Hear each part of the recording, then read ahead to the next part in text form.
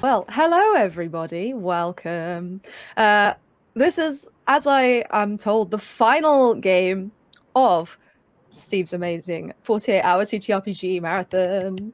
I only managed to catch like a tiny bit of one of the games because I've been so busy. But I'm sure it looked amazing, and I was promised that shenanigans were happening, and that's exactly what we love. But I am Chloe, if you don't already know me. Hello, or Chloe is also fine. I use she, her pronouns. I'm your GM today, or your keeper, as it is sometimes referred to in these kind of games. And we're running Monster of the Week. I love Monster of the Week. It's powered by the Apocalypse game. So it's a 2d6 system. Everyone's got various stats and moves that they can use. And the idea is that the world is full of monsters and the supernatural and that kind of fun things. And our players will be playing some monster hunters. But today they might be hunting something a little bit different to what they're used to. So without further ado, I will introduce. Let's go with Anna first because you're first on my screen. Do you want to introduce yourself? Hi, I'm Anna or Riley, whichever one you prefer. I use they them pronouns. I'm everywhere at the Studio Planets, and I will be playing Cassidy. They them pronouns. They monstrous, the half fairy. That's what I'm gonna do. Amazing. And next we have Erica.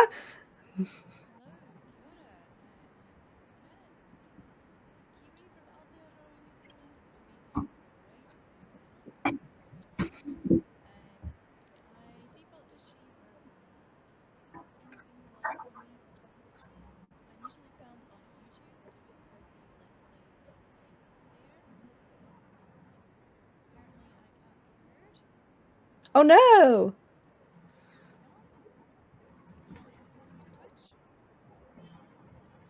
Oh damn. Well, we can see that you're talking. In the I mean, think we're hearing Erica from video. yeah, we're hearing Erica, but chat is not. So while Steve is trying to sort that out, why don't Fawn you introduce yourself?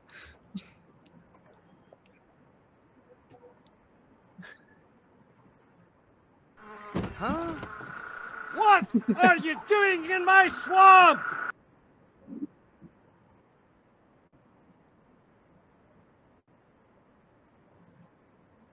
Oh no! Also, they can't hear you, Fawn.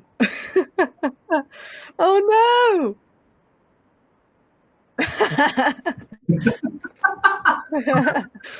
Animal is Guys, the Fawn is alien, hilarious, and you're missing all of and it. no, it's I 4 thought a.m. we for all. me, so I I'm not thought we were all hilarious. It's not thinking Anna. possible. So the real question, of course, is can you guys hear Silly? Silly, Yeah. begin introducing yourself. We'll see. Can you hear me? You can hear Fawn. Oh no.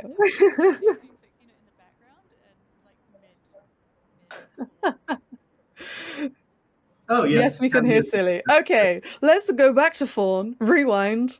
Ignore Do that, we want to go everybody. all the way back to the beginning? Yeah, I don't think they heard you at the beginning. So.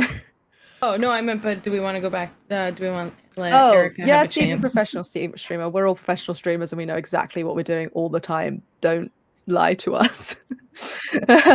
I believe everyone heard Anna, and it's just everybody else. So, continue, Fawn. Okay. Hi, my name is Jess or Fawn. I go by Fawn in games in most places online, and I'm a queer Canadian non-binary neurospicy variety streamer. I usually say.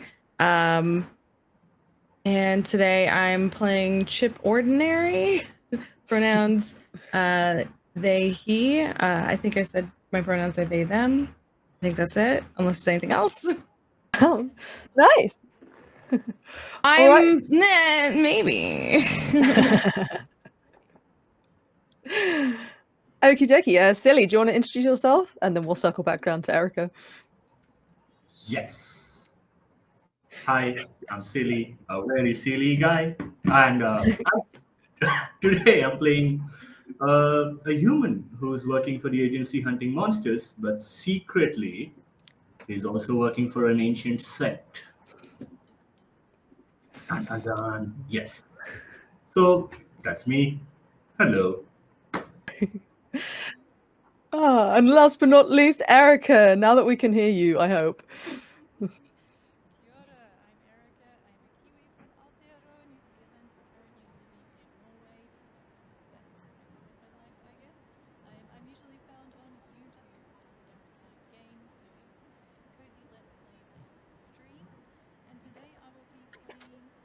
Ulmer, who is a human I guess still can't hear searcher. you. Still can't hear you. No! No! Oh, I'm no. cursed! Oh no. Now we can! Oh, yeah!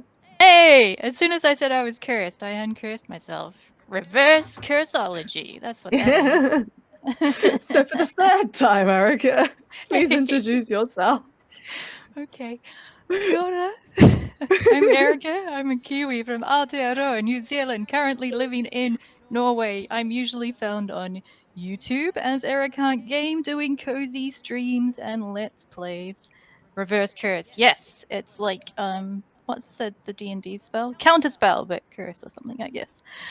Today I am been playing Dulmer, who is a human searcher. And yeah, I'm really excited to try Monsters of the Week with this group because we had a really fun session 0. Oh, I said this I think at least twice, but my It's easy to lose pronouns track. default to she, her. You can call me anything, and Dulmer is going by he, they.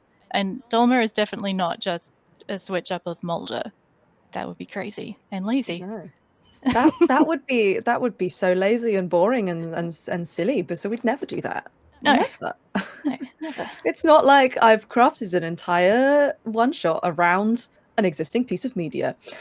Who would do But such a hey, thing? Hey. here we are. In session 0, right? Yeah. Alrighty. So, that will make sense to you, audience, I promise. So, welcome, Monster Hunters, and welcome to you, our dear audience. Today, we bring you a tale that is as wild and fantastic as it is mundane and cautionary. For although the creatures and the magics that our hunters will face may be fantasy, the questions they raise about what it means to be human are not. Our elite team of hunters will today be combating a new threat, one that their combined talents and years of experience may be ill-equipped to deal with. We'll see. So then, how do they proceed? Well, we begin deep underground, in a sleek grey facility beneath even the tube lines of London, England. It's all metallic walls and heavy security doors, people in lab coats and security guards wandering around. Our team here have been assembled and summoned here by none other than Dr. Laura Lenson, a civil servant and head of Special Intelligence, a secret government organisation tasked simply with dealing with monsters. Needless to say, the government doesn't particularly care how or why they do that, but it does include keeping their existence a secret from the wider masses.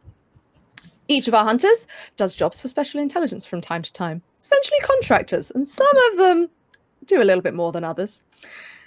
But the fact that all 4 of you are seemingly needed at once impresses upon you that this must be a very big job indeed. So as you arrive at this underground facility, you would have had to go through a lot of security to get through here. You've all got your sort of contractor badges and stuff that prove your identity. You've been through all of that, and you're coming into the facility itself. You would all know you are here at the Special Intelligence Archives, which is a place where Special Intelligence keep artifacts and other paraphernalia that could be deemed dangerous, or that they've found somewhere during a mission and don't know what it does, or things like that. It's very high security to keep those safe, and also sometimes to keep them from escaping. So you guys arrive. How do you think you'd all arrive together? Do you think some of you might be early? Who do you think might arrive first? I'm happy to carpool with anybody. I've got a car. Yeah. I've got like a beaten up old SUV. Nice. I'm So you all probably rock bringing- up in the SUV. I'm probably bringing Cassidy at least, and maybe me and Chip as well. I'm carpooled as well. Nice. I like the idea that you all individually planned to go together, and then you were like, "Oh, I should probably bring Cassidy, or maybe I'll bring Chip as well." I guess. Does I guess anybody that, else need a lift? Like, I guess that Sir Dagon can come with us. You know. yeah. Just PayPal me five quid for Yeah, gas like, money and we're got good. You know? a group chat of contractors. Wait, who's been summoned? Who needs a lift? Yeah. I like that. Yeah, so as you all arrive and you've gone through your sort of security and whatnot, and you come to a sort of, for lack of a better word, entrance hall, but it's very not welcoming because it's you don't often get visitors down here, and you're met by Dr. Laura Lanson. She is a dark blonde woman whose hair is like messily tied back. She's got bags under her eyes. It looks like she's been awake for quite a long time. And she is wearing like a grey pantsuit and carrying a very large mug of coffee. And she wanders in and she sees you all and she's like, "Oh, thank goodness you're all here. Oh, right, okay. Come with me, come on." And she beckons you very quickly through into a side room where there are it's like a conference room, but it's not well used. There's a few chairs and tables. There is a projector. It's very dusty. Oh my gosh. Are we gonna have to go through like the substitute teacher trying to figure out the OHP? Is that gonna be what it is? Maybe we'll find out. So she beckons you all in, and you notice in particular that she is quite hastily kind of shutting the door after you when you come in this room. And she goes, "Right, well, you sit down, I guess. You might want to for this one. You all know each other, yeah? I don't have to do any of those icebreaker things because I hate those." No, we're good. We're good. Okay, thank goodness. Right, well. And she sort of opens her laptop and presses the power button, and it does that little swirly thing, and she sits there for like 10 seconds and then goes, "Well, okay, we'll wait for that." Anyway, so we're in a bit of a predicament, and I think we're really going to need you guys' help. Now, I know you may not have worked together as a group before, but you all know each other. You've all worked together individually. I'm sure you'll be totally fine. And she starts to sort of nervously wring her hands a little bit. And she goes, "Artifact 251, which you shouldn't know about. And if you do, then I hope you keep it secret for your safety, is one of our more high security artifacts." And at this point, the computer has loaded up and she like painstakingly types in a password. Oh my god. Like, just like one eye twitching. she does like one finger. Oh. And once she's put in the password, the computer unlocks and she's got a picture of it up on the screen there. And it's quite fuzzy, but you can see a picture of a very large room. This has clearly been taken through a window because there's a bit of glare on the picture. And in the very center of the room, there's a tiny little pedestal. The room appears to be kind of locked off. There's one door that's got bars on it. No other windows that you can see. And on top of the pedestal, you have what appears to be a book. Hardcover, large, sort of leather-bound book. Looks very, very old. In fact, you're quite surprised the pages are still together, and particularly Sir Dagon would be very familiar with these kind of things, and you would look at that and think, if I open that book, then pages are just gonna like disintegrate out of dust, would be what you think. And the only thing that's unusual about this book, other than it being very ancient, is the fact that it seems to be constantly just dripping in some kind of viscous goo. Ew. Dark, deep black. And it's constantly dripping, and this is soaked in the whole thing. And you can only just kind of see the fact that it's a book. It's mostly just goo. But as the goo drips to the floor, but doesn't reach it. It's continuously dripping and leaving no mark. And so you see this sort of picture. I realize I described it as if it was moving, so let's pretend it's a video. You see this short little video, and she points at it and she goes, "This is a very powerful book. We nicked it off a band of people trying to make very powerful vampires with the book Dracula, which I'm sure you're all aware of." Never heard of it.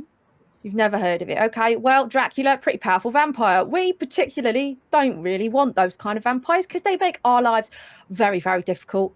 Some people got hold of this book. It has the ability, essentially, to take something fictional and to make it real. And I don't mean like illusion. We've got plenty of stuff that makes illusions. Plenty of monsters we have to deal with illusions. It's nothing like that. It does physically and literally make something real. Which is why I was a bit of a problem when these people were trying to make vampires. But that was in the past. That's fine. And now, well, you see, nothing is wrong per se. Who took the book? Nothing has happened. Nobody's taken the book. No offense to you guys, but you would not be the ones I'm calling if someone's taking the book. That's fair. So, and at this point, you hear a knock on the door, and Laura opens the door, a peek, looks out of it, and then seemingly recognizes someone and opens it to let in 2 security guards, one of whom appears to be being watched very closely by the one behind him, who has a hand on his shoulder.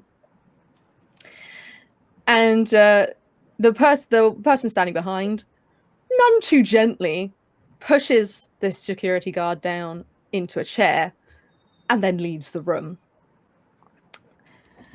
And Laura turns around and looks at this guy, who's quite a heavy-set man with dark hair, and he's sort of maybe mid-40s. And Laura turns to this guy and she goes, "Everyone meet Dave. Dave."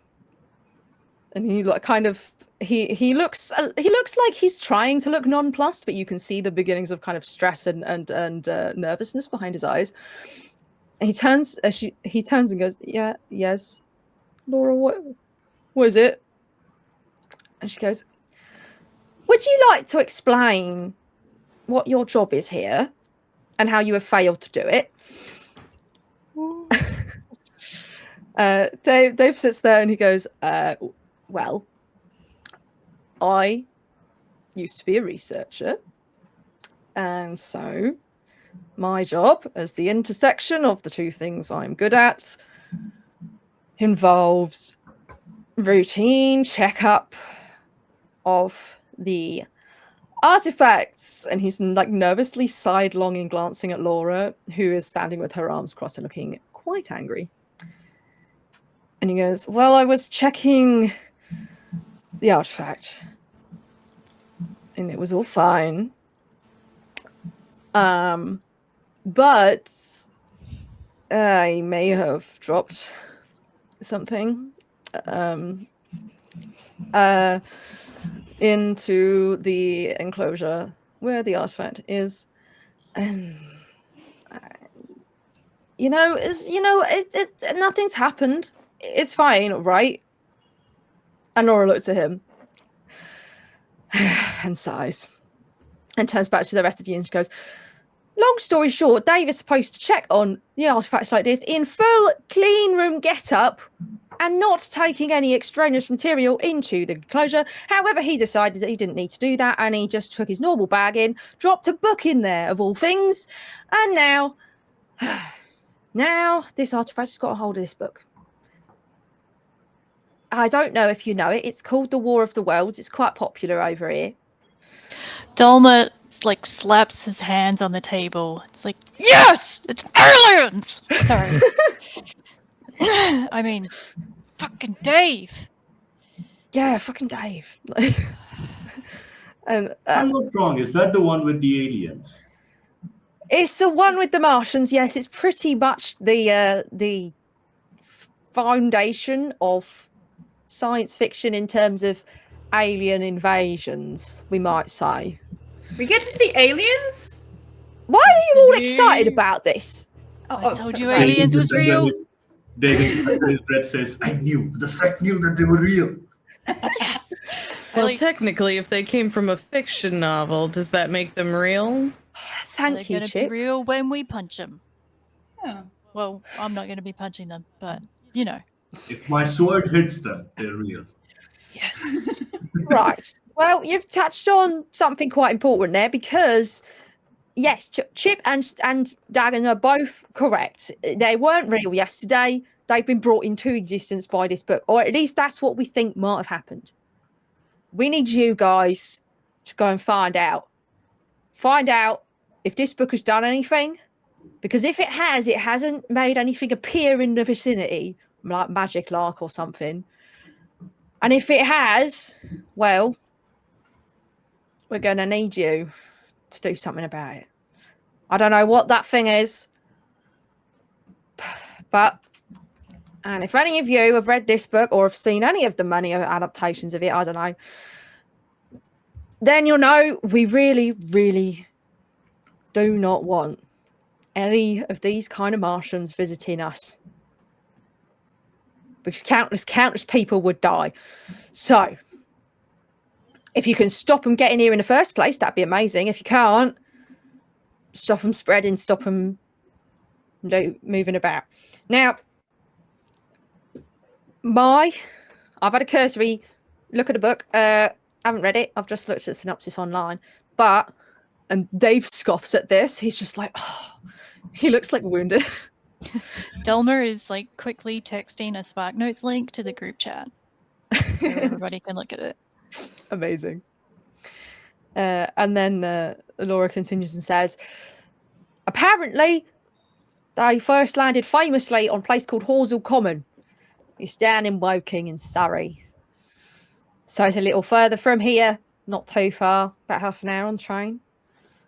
And she says, my best guess, if they're going to land, they're going to land there.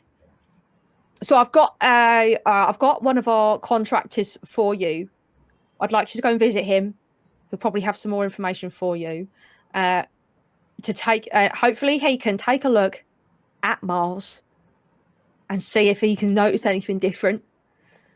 Once you visited him, my best advice, if you don't have a better lead, hop on over to Woking, hop on over to Horsell Common. That's what I would suggest.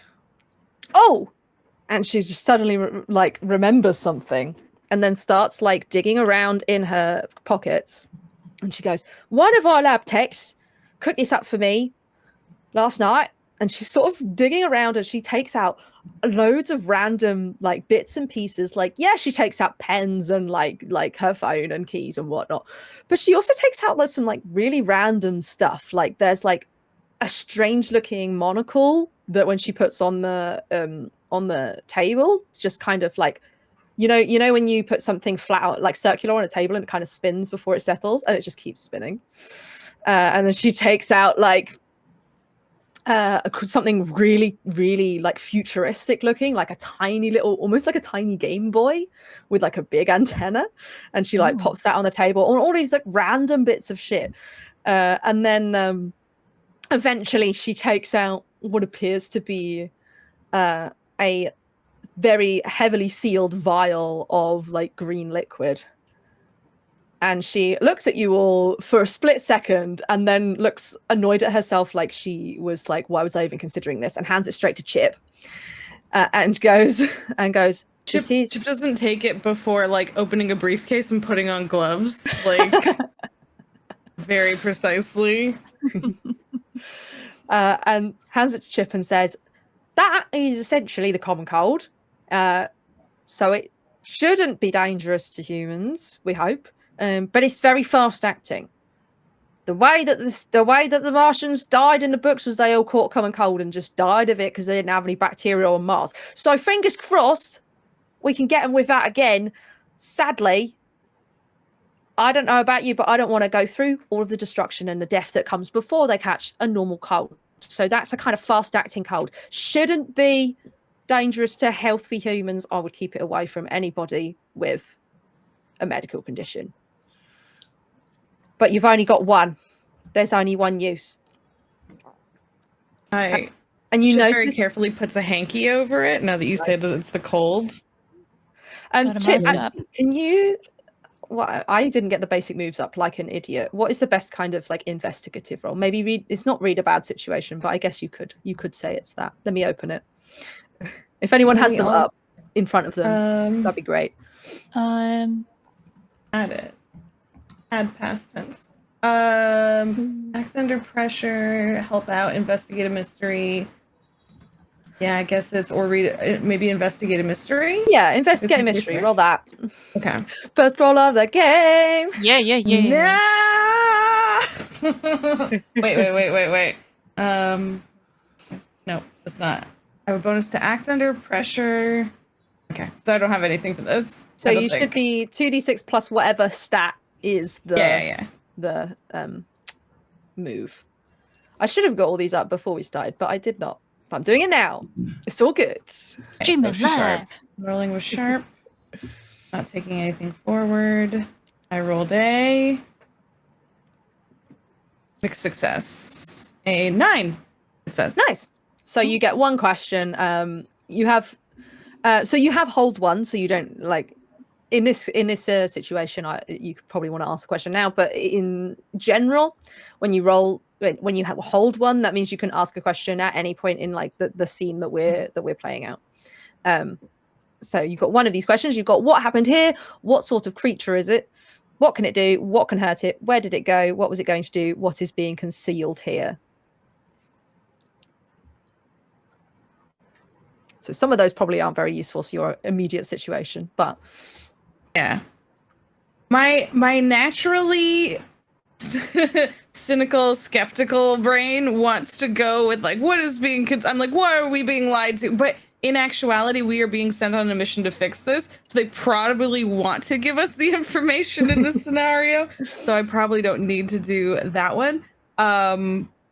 So I guess like wanting to start at the start, like what are the, where was the list of questions again? Sorry, I'm So the ones that are probably pertinent to particularly you having the vial and everything, and maybe what can it do, or what could hurt it in pertaining to the Martians, perhaps, since that's what you're dealing with, or what is being concealed, perhaps. Is being concealed. Would that give us something about the Martians, or is that specifically this situation? So we're looking specifically at this vial and this thing that Laura has given you. You could get information about the Martians sort of from it, but it would be more to do with how this vial might affect them or might help you, if that makes sense.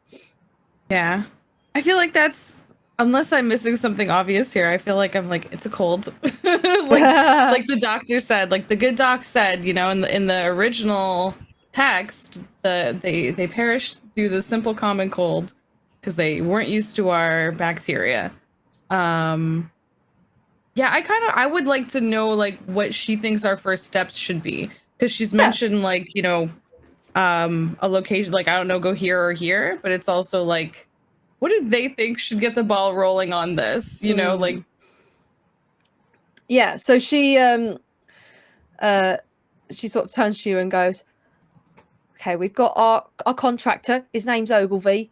I would suggest you go see him. He's kind of on the way to Woking anyway. And she sort of looks at her watch and goes, oh, it's nearly, so it's kind of evening by this point.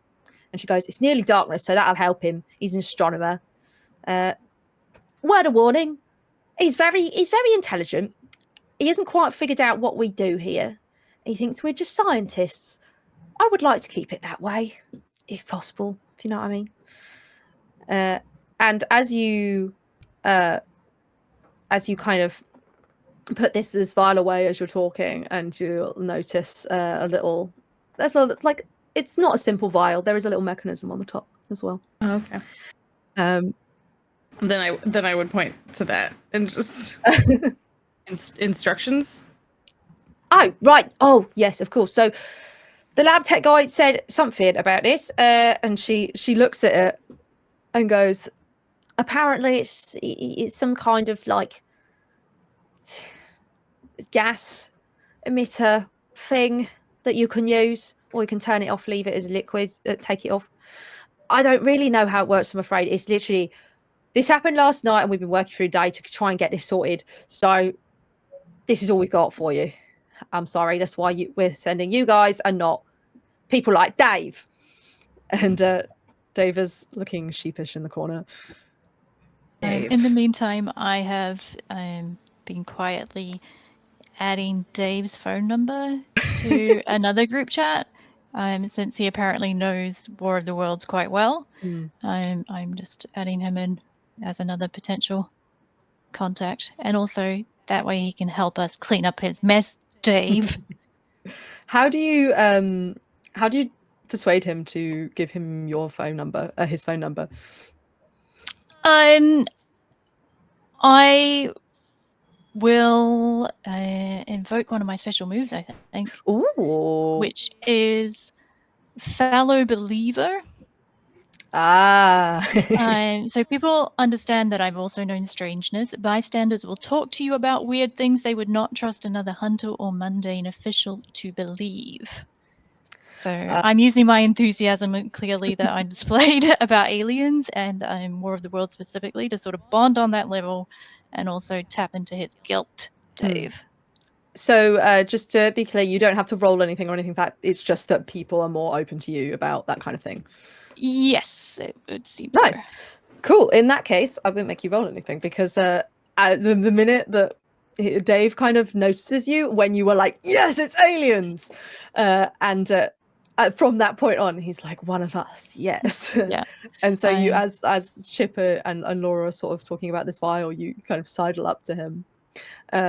And he quite happily, the minute you say that you want to know more about War of the Worlds, he's very happy to give you his phone number. And cool. In fact, he starts talking, and he's like, "Well, did you know that H.G. Wells he actually lived in Woking, and so that's where he set it. And then you set all the way around the rest of the Surrey and into London, and you can see all of the different places. And it's really interesting when you live in London, you know, because you can like see all the different places. And then there's a walking tour. Have you been on it? It's like the tour guides aren't always the greatest, but it's pretty good. Have you been to the immersive production in London? Oh my god, 3 times. Amazing.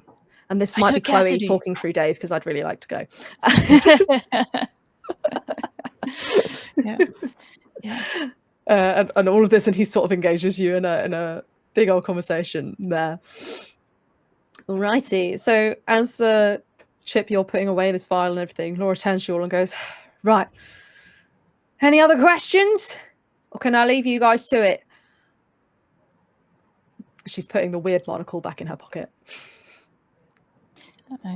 Delma takes like the last really noisy slurp out of his like keep cup coffee mug, and he looks like he goes to throw it in the trash bin, then remembers it's a reusable cup and just sort of like hangs onto it awkwardly. Then looks at you all really intently. You've worked with him before, and he's always kind of intent in a kind of disconnected from reality way, and now it's like really amplified. And he's like, let's go. Kick some Martian butt. So, you guys heading out? Yes. Yes. Go. Dagon is gonna take some time off this. I'll be like, I think I'm gonna get a Slurpee. You guys want any? Yes, please. I'll take a blue raspberry if they've got one. Ooh, that'd be great. All right. Sound good. Anyone else? I'd like one of those as well, the blue raspberry ones. Yeah. I'll take my usual black coffee Slurpee. No sugar. Oh. Dalma's also handing out, they look like Star Trek communication pins. They're just air tags, so he can keep track of everybody. Because it's a little hard to keep everybody on a child leash, but he's learned after keeping tabs on Cassidy for a while that it's useful to have something. Exactly, and they know exactly what to do with it. They just grab it, put it in their pocket because they're used to getting one at this point. Yeah. For the uninitiated, we all have tabs on Cassidy. Yeah, pretty much. I'll change my answer and say that they don't have it in their pocket. They have a necklace that you can clip it in and out of. Yeah, it's like a cord, and you lanyard. just put it on. And it's Amazing. like, yeah, that's fine. So at this You point, have it's your own very official lanyard as well. Yeah, Yes. the lanyard or the thing. Yeah. as you guys are sort of heading out, going to get your Slurpees, Dr. Laura has given you the addresses and things that you need. I realized two things. One, Silly, I believe you had a move that we were supposed to do right at the beginning. Yes? Yes. Do you want to do that now? Yes. So I'm supposed to roll plus charm. Mm-hmm. And so basically, role playing this, bringing it into flavor.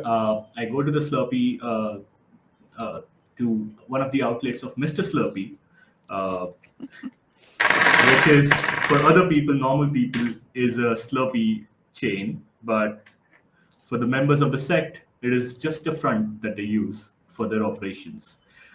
So I go in there, I look at the server, and I give them my code, which is 80085, and let me in through the back door. Yes. Of course it is. Yeah, so Amazing. they give me access to the back door where I can enter, take the elevator, which goes to the basement, and multiple levels below it, where I meet my lieutenant. Yeah, so you meet your lieutenant in a dark room, a dim room lit only by candles, even though it is still just the back room of a Slurpee joint. It's not like weirdly decorated or anything, but they have only lit it with candles for the ambiance. Yeah, so the idea, remind me what your move is. It's basically just see where your standing is with the sect, isn't it? So Yes, are you in good graces, or are they going to ask something of you, essentially? I am good. I am not great because of what happened with Cassidy. I'm good. But I've been working for them as a member of the agency, infiltrating it, giving them information and keeping them up to date with how they're working out and what they're currently chasing. So I'm at a good standing now. I'm working to improve my reputation further. Nice. Yeah, so, well, let's roll that charm and see if your good standing can continue. let's go. I want to see how this scene goes. That's an 8. Oh, that's a 7. You're just good enough. Can you read out your move, what that means for you? Yeah, so you get a mission associated with the mystery, and if you do it, you'll get some info or help too. Nice. Okay. A mission associated with the mystery. What can we do? So I just basically let them know that, sir, the aliens or monsters, as they call them here, that we've been fighting, apparently it is true. Some aliens are actually going to attack Earth. Well, this is unprecedented. You have to go and you have to go and investigate this. Absolutely. And your sort of lieutenant here is a slightly pretentious, like, old man, but he has gray hair, but it's not so gray that he's like big old bushy beard, wise man. It's like a little bit gray from stress, because he runs a Slurpee joint. Yeah. It's not the sect, it's the Slurpee joint customer service man. But he sort of tries to, you can see he tries to stand up and puff his chest out as if he's really important, but his back is kind of like crooked from years of customer service. And he just and he goes, okay, so Dagon, I think it's incredibly important that you go and you find out about these aliens. We need as much information as we possibly can. You need to document everything and bring it back to us. Do you think you can do that for me?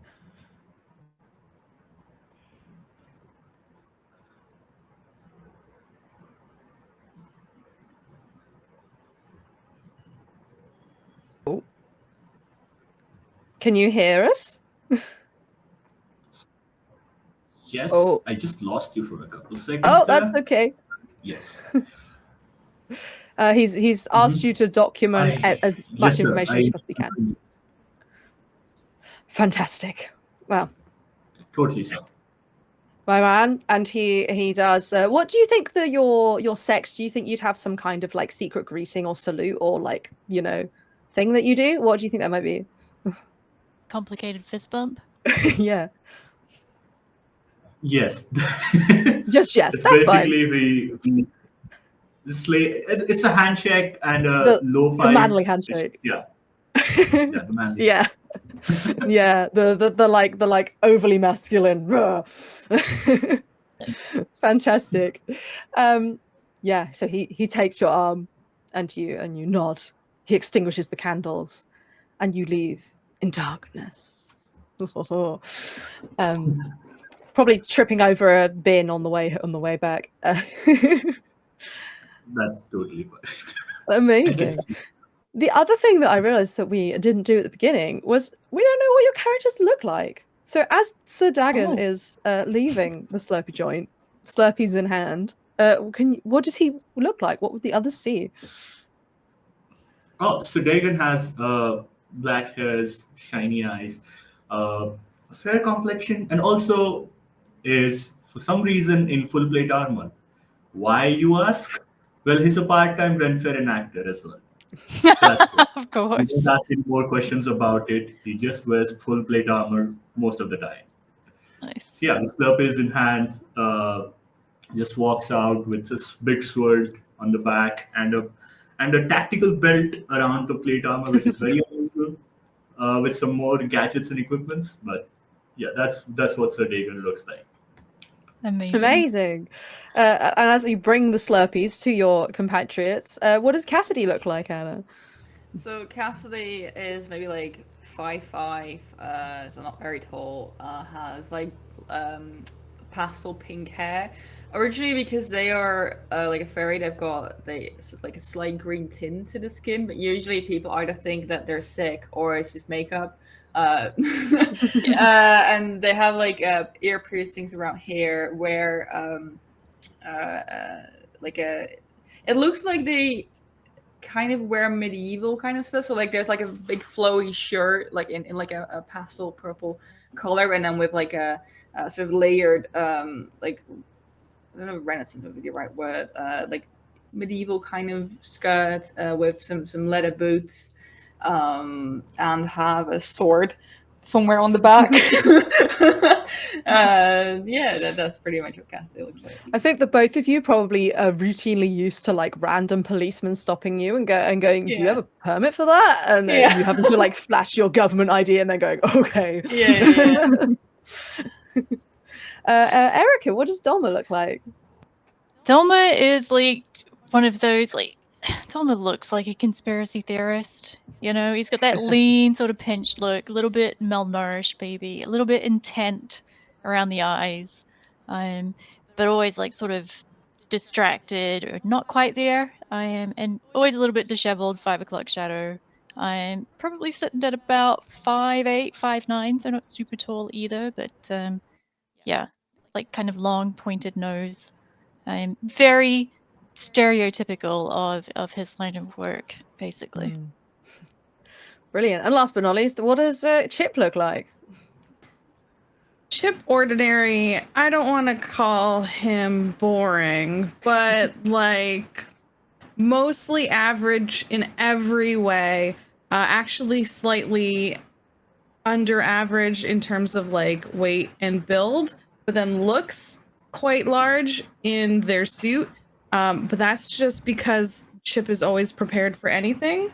So literally has like tactical armor underneath the suit, literally, has, is constantly doing their mental checks of like knife check, shotgun check, rifle check, like always ready to go, trying their best to do what the agency needs, but also with the help of some of the members of the party, trying to do so with healthy boundaries. So also stopping in and checking in every once in a while and stopping to take deep breaths a lot. Yeah. Nice. Nice. So, unless there's anything else you guys want to do or talk about, you can bundle into the SUV of Dolma with your Slurpees And it's road trip time. Yeah.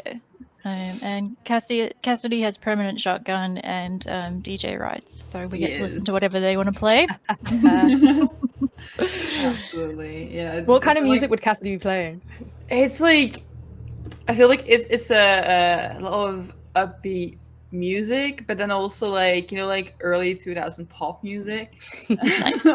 And then sometimes occasionally there will be something like completely that's not in that genre at all. So you get like a little whiplash when you go to the playlist with something like really melodramatic something kind of song, or there will be like a metal song in between or something like that. Goes from like Venga like- Boys to baby metal. Yeah, exactly. Yeah. Love it. Fantastic. Exactly. So you head on out of London, which, as anybody who's ever driven in London will tell you, is pretty horrendous. But it's kind of evening time by now, so it's less busy. And you, presumably, Dalma is driving. Yes. Yes, Dolmer is Yeah. driving. So you head on out, and you come to an address. You're kind of going towards Woking, and a little bit outside of Woking, you come to a sort of a kind of housing estate type place. But it's mostly bungalows. And you come to the address you've been given.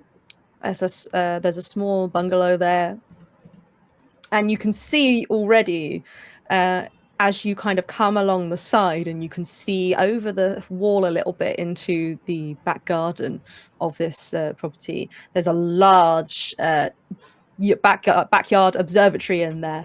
It's very fancy. It's built up like it's literally got a brick base.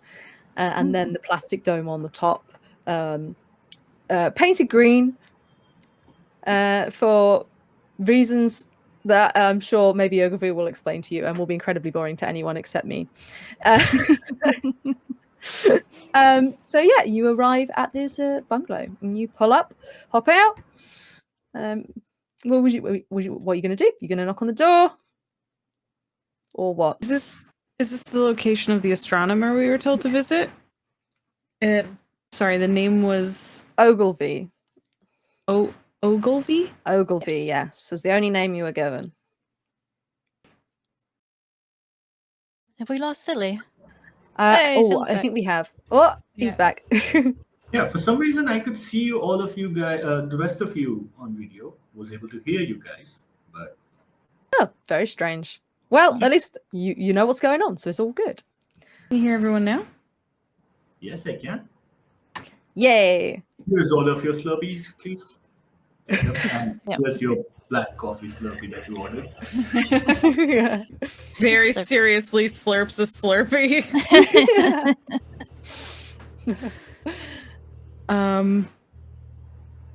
Well, shall we approach, or are we going with a pitched maneuver? Does someone want to guard around back? Do we want to try tactic A71? As you Uh, say this, Cassidy has already walked off to knock on the door. They're just going to the door and just knock.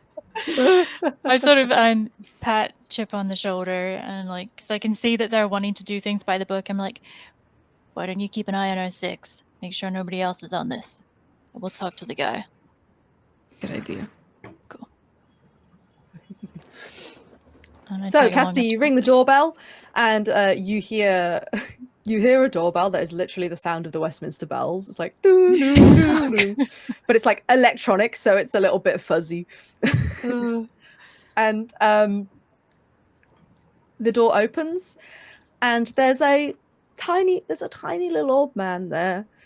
He's got dark skin and like fuzzy hair and tiny little half moon glasses just on the tip of his nose there. And he's not overly like hunched over. He's not hunchback or anything, but he's quite old, and you can see he's a little bit like round his shoulders and like slowly moving and that kind of thing. And he looks up at yeah, in fact he does look up at you, even though you're short. He does look up at you, and he goes, "Oh, hello, my dear. How can I help you?" Hi. So we need your telescope. Me and there. Oh, you must be one of the students. And then he sort of looks past you and sees the rest of your group, and he frowns and goes, perhaps you're not the students. Oh, you better come in. Yeah. Just goes in. Just looks at the others like, Yep. In we go. Take So my you- shoes Blank, off blank. politely. But you notice he appreciates that, even though he does the very British thing of like you see his like smile in his eyes, but he goes like, oh no, you don't have to worry about taking your shoes off, absolutely fine, don't worry, and all of this.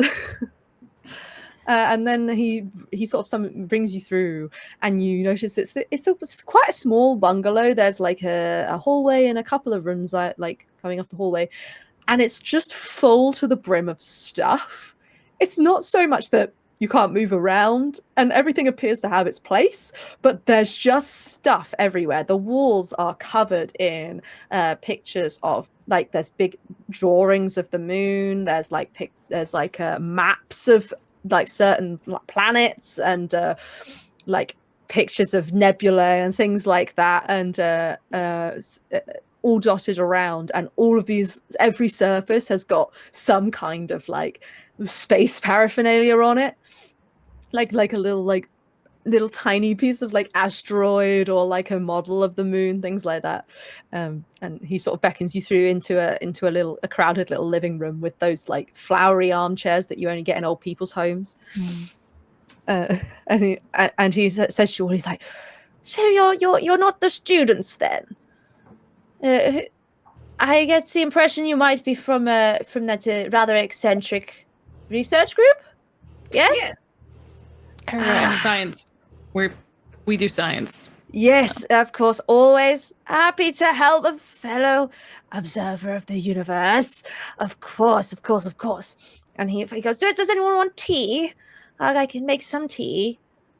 He starts faffing around picking up teacups. We actually just had tea in the car, but thank you very much. Appreciate it. Totally fine, completely fine. So how can I help you then? Well, We need to look at the sky, I think. we heard it was a good Right. night for viewing Mars. Ah, of course, yes. In fact, and then he starts to go to like, as if he's about to start going off on a sort of like, did you know kind of thing. And then he suddenly stops and goes, oh, that is a coincidence. I was looking at Mars just last night. Some rather odd things going on. And he suddenly just leaves the room. And he just sort of like scurries as fast as he can. We follow suit. Yeah, you sort of follow him into the hallway, and he sort of goes Yeah. down towards a little conservatory at the end, and opens a cupboard. And in this cupboard, he's got like notebook after notebook after notebook of like little ones and big ones with like sketchbooks and things and all of these things. And he picks out one from one end. And he sort of opens it up, and he sees, he goes, right, this was my observation notes from last night. Here, and he shows them to you.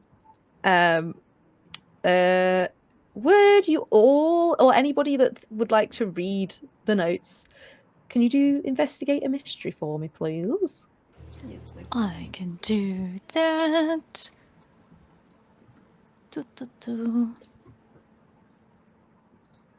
Or if you'd rather do, you can do read a bad situation, maybe. I guess. Although those questions are maybe not useful right now. I got a 14. Dang. no, I rolled a 4 and I put a -1, so it's a trait. No clue. I didn't want to look at stars. So wait, Yeah, was I that a got a- 14 and a 10? Did you say, Fawn? Oh, I was just gonna say that I rolled an 8, and then I saw Eric rolled 14, and I was like, "Oh, Okay. is he over here doing something else?" Obviously, because they're putting in the work. Yeah. So it's worth noting, this is just a one shot, so we won't bother with like leveling up and things, but usually in these games, I think I'm remembering rightly, because I've played a few Powered by the Apocalypse games and I do get them mixed up, but when you fail a roll, you get to mark experience, and when you get to a certain amount, you get new abilities. But this is a one shot, so we're not going to be doing that anyway. So Cassidy would have marked experience there. Okay, so 14. Bloody hell. 14 is big. So you Chip gets one of those questions that we had before, and Dalma, you will get 2. So you can ask 3 in total as a group if you like. Sweet. I will ask. Actually, I noticed this. It says on a 12 plus, you may ask the keeper any question you want about the mystery, not just the listed ones. There you go, Dalma. Cool. I could take one of the boring questions off your hands, and you can save for a spicy question. Yeah, since go you have ahead. So there's one that's simply, are there any dangers we haven't noticed yet? So since this wizard, I'm convinced, space wizard, wizard of the sky, very knowledgeable astronomer person, was already looking at Mars. I think Chip is going to like just take a step closer and be like, you were already looking there? Unusual goings on, you say? Yes. You see, Mars comes closest to the Earth about once every 2 years. It's called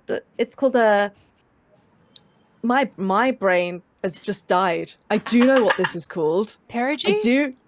Perigee. Apogee? Yes. Perigee. Thank you, Erica.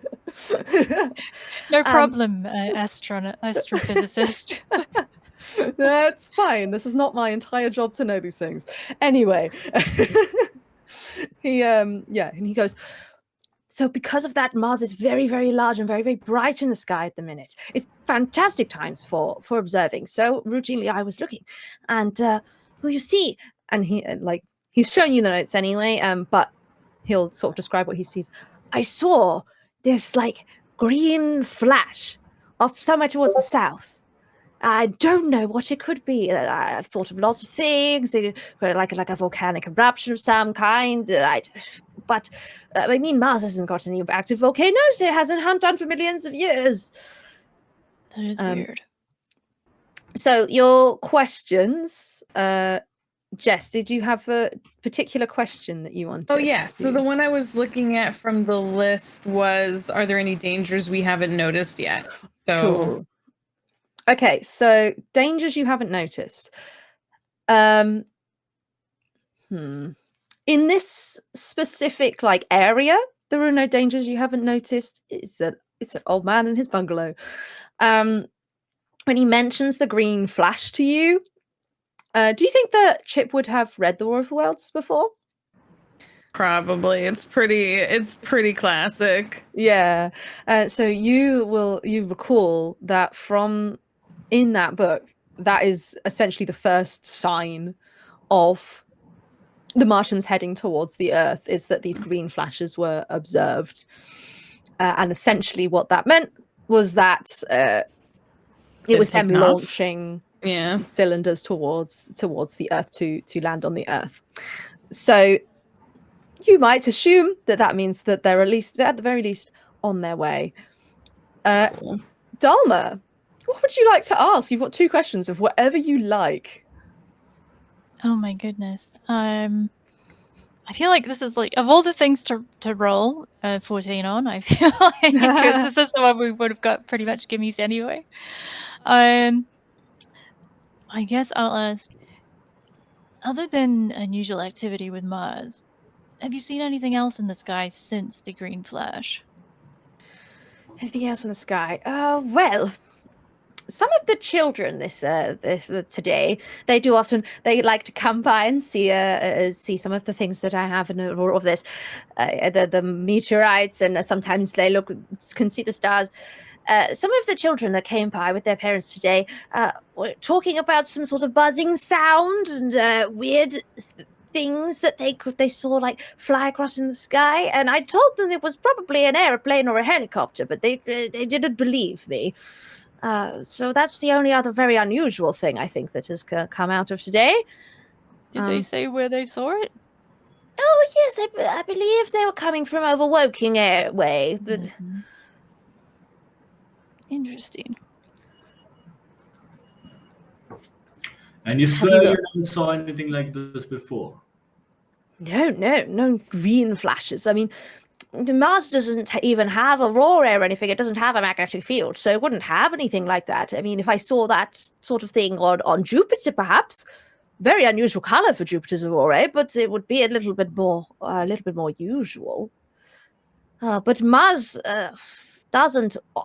Mars does not have any kind of active processes that we can see from the outside, like a gas giant might have, because there's basically no atmosphere. It's just rock.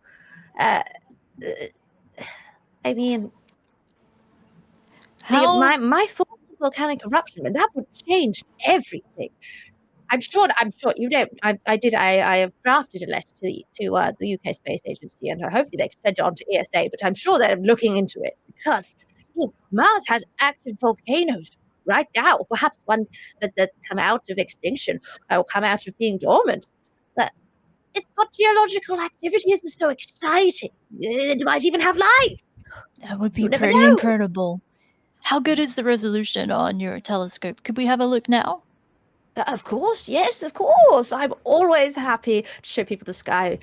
And he, I feel like Cassidy's already run off to find the telescope and is kind of trying to look through it. when you ask that, his eyes light up, and he leads you back into that. Well, you're already there, but you're in the sort of conservatory, and he picks up from one of his many cupboards. He picks up a little case with a pipe and tobacco in it, and he starts just puts a bit of tobacco in it, and he's like, we've always got to have the correct refreshment for observing the sky. And he has his little pipe, and he starts smoking this little pipe, and then leads you out into the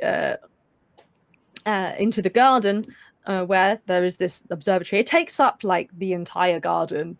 It's like the lawn is like mowed and stuff, but there's no like big flowers and stuff. He hasn't like. He's not a gardener. This is the function of his garden, is to house this observatory. And it might be a little bit of a squeeze with all of us. And he looks over at you, Dagon, and goes, especially wearing what you're wearing. Why are you wearing that, by the way? I just came from a Ren fair that I was attending and didn't have the time to take it off. He frowns at you and goes, oh, I've got no idea what that is, I'm afraid, my boy. The things you kids get up to these days. And he just ignores you and continues into the observatory. So he pulls you all guys in, and you see he, like, although it's brick at the bottom, the door is not like, it's not like a full door. It's kind of maybe up to it's probably, Cassidy, it's maybe up to your shoulders, but the rest of you, it's kind of up to your sort of mid-chest area. And you have to duck underneath to get inside. So he unlocks it, and he starts, there's a little computer like on a tiny desk in the corner. He starts powering that up, and he starts like rolling the dome open. So it's got a big kind of window thing that opens up, completely open to the elements. That's all the way from the top. It's kind of like a big rectangle from the top all the way down to the base of the dome. And as he powers up the computer and he starts to like input commands and things, you see that his telescope's actually motorized, and he moves it with the computer as the dome rotates to kind of face the direction the telescope is facing. It is a squeeze. The telescope is taking up a lot of the space, especially as it's moving at the minute, and you guys are kind of having to like squish yourselves up against the sides and avoid the massive counterweight, which is a very important thing. If you're ever inside an observatory, the important safety thing is the counterweight will knock you out if you don't get out its way. But anyway, why do you say that like it's from experience? Yeah, it's okay. I've never been hit by one Yet. I sort of I see Cassidy's eyes going towards a really shiny blinking light, and I just sort of like gently grab the drifting hand and put a tiny squishmallow in it instead. They can play with. Absolutely, yeah. Just redirect that energy. Yeah, absolutely. Oh, I love squishmallows. That's the best addition to this game, hands down. Yeah, so you guys are here, and he Ogilvy starts to sorry, my brain just rebooted. Give me a second. I'll give you some more coffee.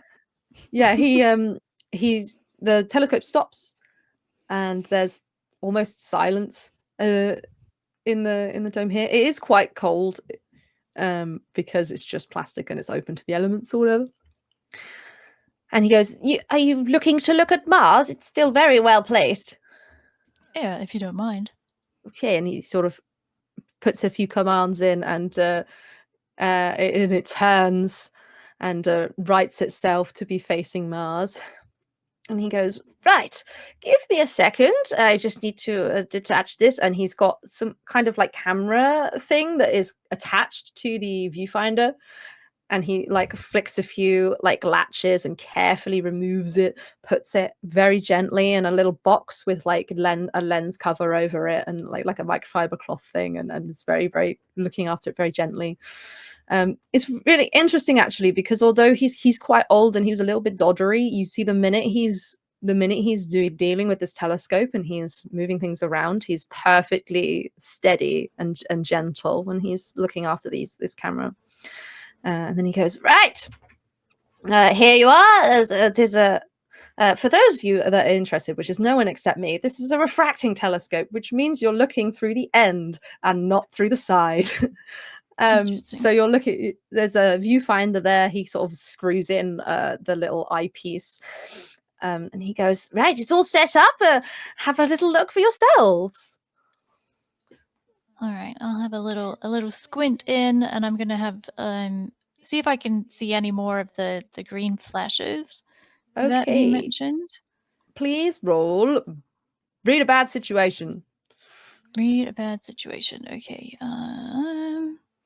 Where am I here? That's under investigate? Hang on. Nope. Nope. Nope. Below a 7.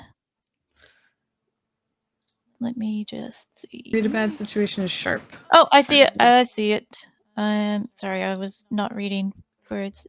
And I don't have anything forward, do I? Not that I'm aware of, no. Okay. I just got extra questions. That's what it was. I got an 8. Nice. So you get one question, and if you act on the answer, you get +1 ongoing, which means and you get a +1 while the information is relevant and to whatever it is you're doing. Cool. I want to see, any dangers we haven't noticed. Nice. Okay. Dangers you haven't noticed. So you don't see a green flash from Mars, but what you do notice is, as you're looking through the telescope at Mars, it seems perfectly fine, seems perfectly still. There's not much going on there. But for a split second, your whole view through the telescope flashes green. A bit like when you see lightning from really far away, like over behind a line of trees, but you don't actually see the lightning. Okay. And you just see the like white flash. It's exactly like that. And if any of you are looking, I mean, you can't see much out the window. Well, it's not a window, but you can't really see much outside at the minute. But if any of you happen to be looking that way, you see a similar green flash in the sky. Is it clear which direction it's from, or is it just all-encompassing as a flash? Well, you guys, it's very difficult for you to tell any directions where you are because you're in this dome. So you've only got this one direction that you can see out of. So it would be impossible for you to tell a direction from where you are. I'm just trying to decide whether Dolma... Well, I mean, what do you think Dolma would interpret from that? And I'll tell you if you're close or not. How about that? I think Dolma's interpretation, if he's seen a green flash, but it's not emanating from Mars, and it's sort of like being really close in the viewfinder, his initial thought would be like, "Oh shit, it's entry into the atmosphere here." Yeah, You know pretty spot on actually. those observatories have that pathway across it at the top that you can use for maintenance. I'm Oh, gonna it's not see that if they big. can- It's nowhere near that big. I mean, if I was just checking if they have like a window or a service shaft that we Yeah, can no, actually it's view probably outside. imagine it's maybe 6 foot high, maybe slightly higher. It's not huge. Or actually, this one's probably a bit higher than the one I'm thinking. I'm like comparing it to ones that I've been in. So actually, I'm terrible with distances, by the way. Probably more towards like 9 to 10 feet high. So it's not high enough to have like a full-on walkway, because from the outside you can reach the dome. And that's in the middle. On the outside it would be less because it's a dome, obviously. But it is big enough to kind of have a bricked up foundation and everything. Cool. So what were you trying to do? Can you achieve it without walking on a walkway? If I can see, if I can find a place where I can look outside or get out to take a look at the sky, Yeah. I'll do that. Absolutely, yeah. You can leave the observatory out the way you came in, and you are in this backyard. So you've got kind of walls and there's a line of trees at the back, and yeah, as you sit there, can you just roll like 2d6 like as a sort of straight luck check? We'll see how it goes. That's a 5. A 5, okay. You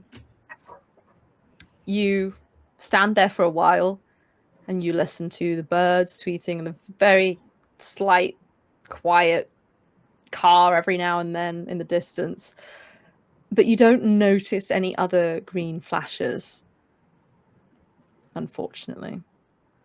Must have been the wind. And I go back. Oh dear. Yeah, at the telescope, Dulma will have like sort of stiffened for a moment when that flash happened, and then he's like, "Wait, we've got to make sure this guy doesn't catch on to what we're really doing, and also we don't want to cause a panic." And so he's going to sort of like try and force himself to relax, and then just be like as casual as he can, and be like,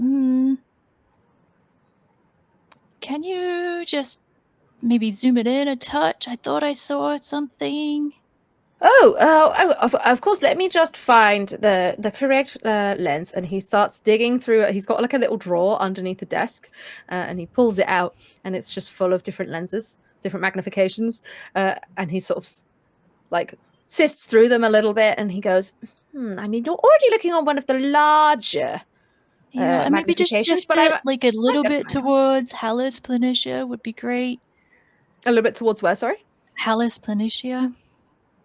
Yes, of course. And he picks out a slightly larger lens, and he replaces it, unscrews the old one, screws the new one in.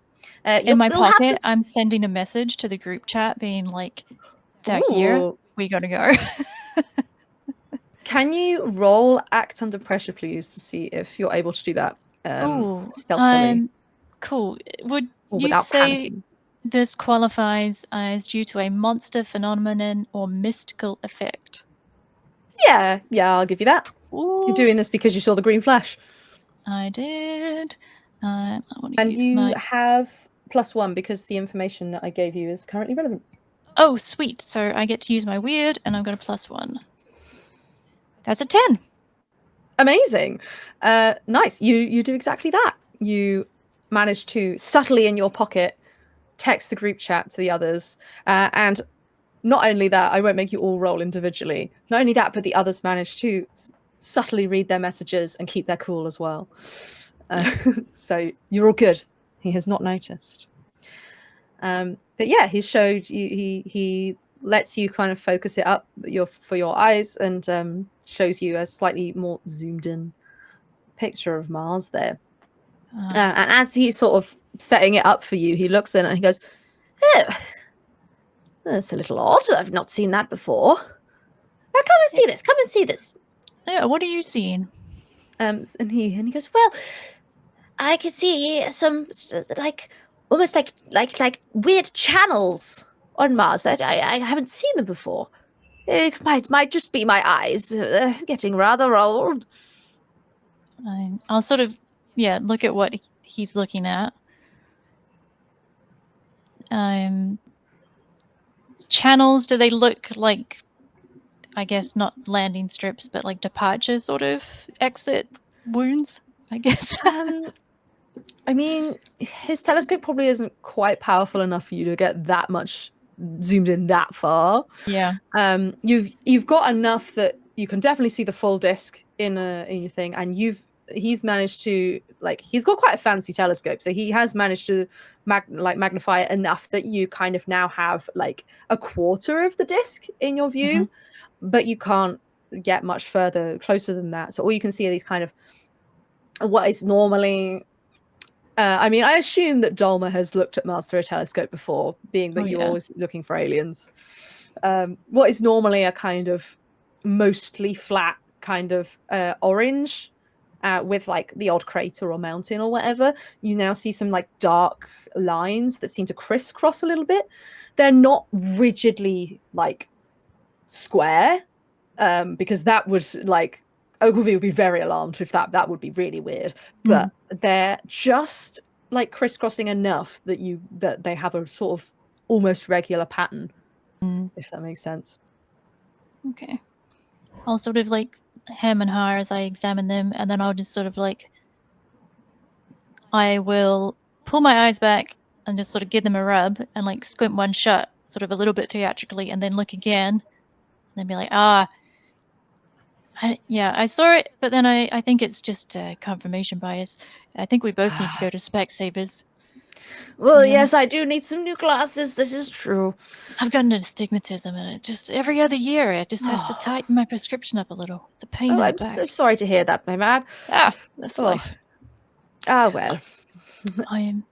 Anyway, I better get these crazy kids onto the next part of their research. Thank you so much. This was like very cool. I love your setup.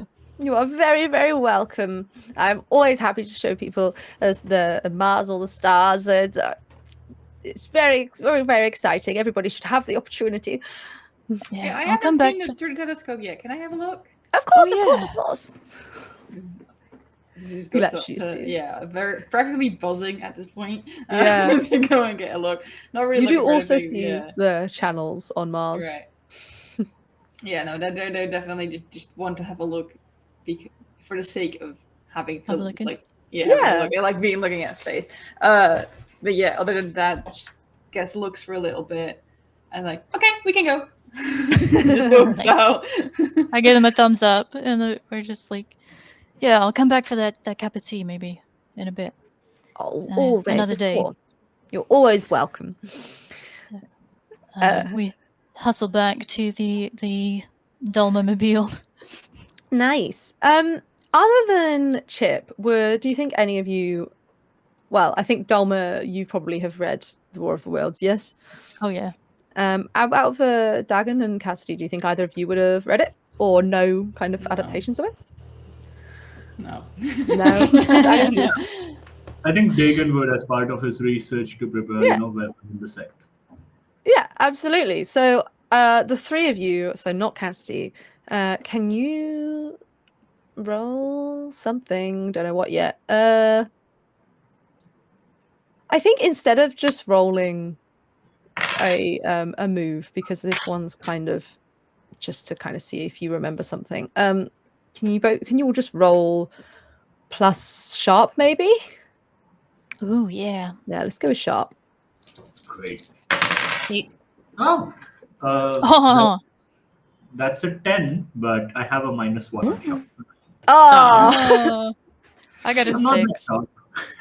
With a +2, I got a 6. A fail for Dolma, sadly. What did Chip get? 8. 8. Okay, so yeah, Dolma, carry on. You're fine. Chip and Dagon, you can't quite shake it, and mentally, on a meta level, you're going to know what I'm talking about, but your characters won't. Woo. But the name Ogilvy really rings a bell for the two of you. And you know that he's a contractor in the agency's books, so it could quite possibly just be that you've come across the name in that regard. But you're not quite sure where it comes from. So, Nice. are you guys heading back in the SUV? Is it time?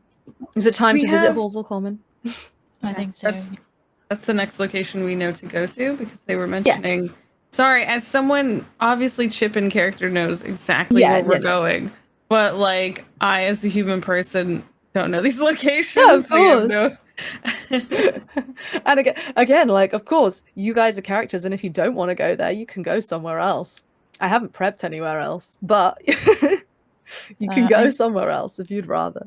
You can go somewhere else, but not in my car, because that's where I'm going. Hey!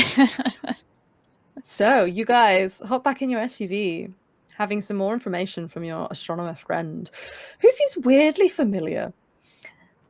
And you're heading off to Horsell Common, the fictional site of a Martian landing. And that is where we're going to take our break.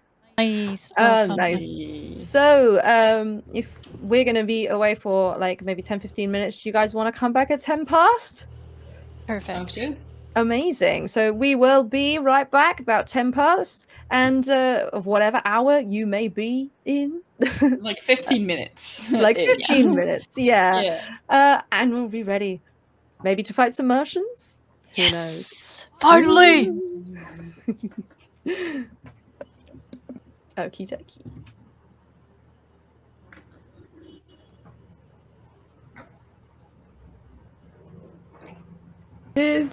Sorry if this is a silly question. Did Delmer ever get the second read a bad situation question? Was it read? No, it wasn't that. It was something else. I got 2, right? I had 3, didn't I? Because I. Hold 3. Oh, I didn't even read that. Yeah, there's 3. I was a 14. I was just curious. I was like, I didn't want to miss it. If there was another like thing. Oh yeah, I mean sure. Keep it. Put it in your pocket for later. Like stick it in your pocket. Yeah. Okay, I think we are still like live, you guys. So if you guys want to turn off your cameras or anything, then totally, and we'll go have a break. And see you in a bit. You guys, our elite team of monster hunters, are on your way to Horsell Common, where you assume that the Martians are going to land, since that is where they originally landed in the book. And so you're in your SUV, and as you come in sort of more closer towards Woking, and you find your way to the Common.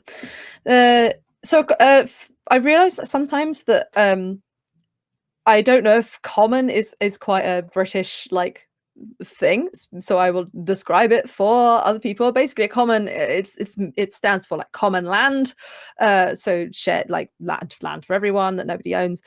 Well, nobody owns, I guess technically the government owns it, but hey, and it's usually open like gorse or heathland, like bushes, grass, and then there's usually quite a few trees that are like around most of the time around the edges, like where the roads are.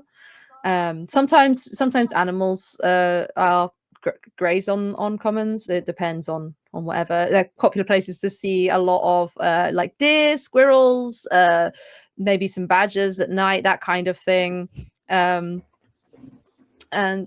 And lots of birds. I saw a blue jay once on the common. That was fun. Nice. Anyway, you found yourself to a Horsell Common, so you park yourselves up in one of those like dirt car parks on the side of a road. And it's actually where you are is relatively close to a few houses. There's like a couple of lines of houses over like just right on the edge of the common. And you make your way out. And the common is quiet. It's tranquil, even, you might say. There's this cool breeze brushing your faces as you hear nothing but the faint sound of birdsong and the slow, gentle movement of the trees. And you see that sparse trees and the heathland that you'd expect from a common, but there's one characteristic difference on Horsell Common. Everywhere you look, the ground is covered in a fine red sand. And you'll know, don't panic. You would all know this is normal for Horsell Common. can confirm I have been there. It does have red sand. Okay. So Just don't happened- panic. But the vibes are there. Hence why maybe it was chosen from the original author. That Hmm, makes sense. I feel like I've taken Cassidy there at some point, and actually probably like played the radio play or something for them of War of the Worlds, but maybe it wasn't Mm. interesting enough, or probably bright shiny you- enough. It's because you didn't do the musical version. Yeah. That's the Yeah. one you That's need the to one. like play. That's that's the only one I've like heard multiple times Yeah. and like it's Yeah. the best. Hey, the original radio play is really funny because when they first played it on the radio, everybody thought it was real and they all panicked. Yeah. Yeah. Because it was in the style of like a news broadcast. Yeah. It's the OG Welcome to Night Vale. Yes, exactly. So yeah, you've made your way to the common. Nothing seems out of the ordinary. What do you want to do? Check Dolma the Park's sky. very responsible. We parallel park and it's flawless, by the way, guys. Amazing. It's not. We are like half a foot out from the curb. It's not his greatest work, but yeah. I assume that Dave is blowing up the group chat at this point with being like, "Wait, Ogilvy!" Like, yeah. Yeah. He's just like, wait, what? Going full conspiracy mode. Gotta Oh, send there's someone something. over. Something Didn't you else. say you wanted him to send someone over to protect Ogilvy? Yes, yeah. I said I may have lied a little bit to Dave in saying that, like, we need to keep this under wraps and make sure that he doesn't put two and two together. So, or that anybody else, like outside forces, are maybe trying to get in on this as well. So I put, or like tried to put, with my limited. Maybe I've actually asked Chip to ask to put as protection detail on Ogilvy. And Absolutely. in the car on the way there, I've also put on our like guided manifestations from therapy Oh, to get us like all calm and like focused and in the mood. So yeah. so you guys are feeling really zen and confident with yourselves at the minute. I like the mental image of having Cassidy's playlist first, and then like the Yeah. chaos, and then at the end of it, it's like, and now we start with our Deep breath. Yeah. You are enough. Yeah. Like, You are wanted. yeah. You are valid and your feelings are valid. Yep. That's great. Oh, you're so I love- hyped up. You're ready to go. I'm imagining, like, when you see in action movies and stuff like that, they put their sunglasses down because they mean business and stuff like that. We're like getting ready to get out of the car, and it's just like, you are enough, and we're like, yeah, let's go, let's Yeah, do we are. this. That's right. Yeah, and instead of like sunglasses, Delma's got like a Google Glass, so that he can track the air tags he's put on you all. Cassidy has like the pink heart shaped ones. Yeah, Cute. yeah. I'm really imagining the two of you as like Men in Black now. Yeah. Yeah. Yeah. I do have a move for requesting help or gear from the agency. Fantastic. Yes. Oh. And so I wonder if I could use it to roll to see if I have something already in my briefcase. Of course. Yeah, go for it. And specifically, if possible, I'm looking for something that would help us discover the sound, because I think that was closer. Because, obviously the flashes were coming all the way Yes. from Mars, but for people on Earth to have been hearing buzzing, I assume that's closer to like where either they've landed or where they're like, you know what I mean? Anything like that. So that's what I want to. So I'm going to try and do that. Let me double check what it says. Deal with the agency, request help, roll sharp. Okay. Sharp. Do I have anything to take forward? Probably not. No, we've basically just started a new scene, so you wouldn't have had anything from previous scenes. So close again. I got a 9. A 9. That's Well, One away from a perfect success. so what does it say for 7 to 9? So on 7 to 9, things aren't so great. There might have been a problem with your superiors, but you still get what you need for the job. So I don't get like, I guess, On a 10 Okay. plus, you're good. Your requested gear personnel is okayed, and any slip ups you do go unnoticed. Ah. It's not that good. So But what happens is you dig around in your briefcase and you find that you have a special gadget, or maybe it's like these days it's probably like an app on your laptop or your phone or something, or like something that you plug into your phone. It's like and I don't think these exist in real life, but I'm going to make it up anyway. It's like a sort of decibel meter, but specifically like so you can track certain sounds. And like it sort of tells you a direction or whatever. So you find it, totally fine, amazing.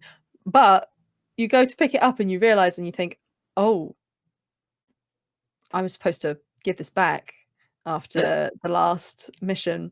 I'm really overdue with returning this. I'm going to be in trouble when I get back. Oh no!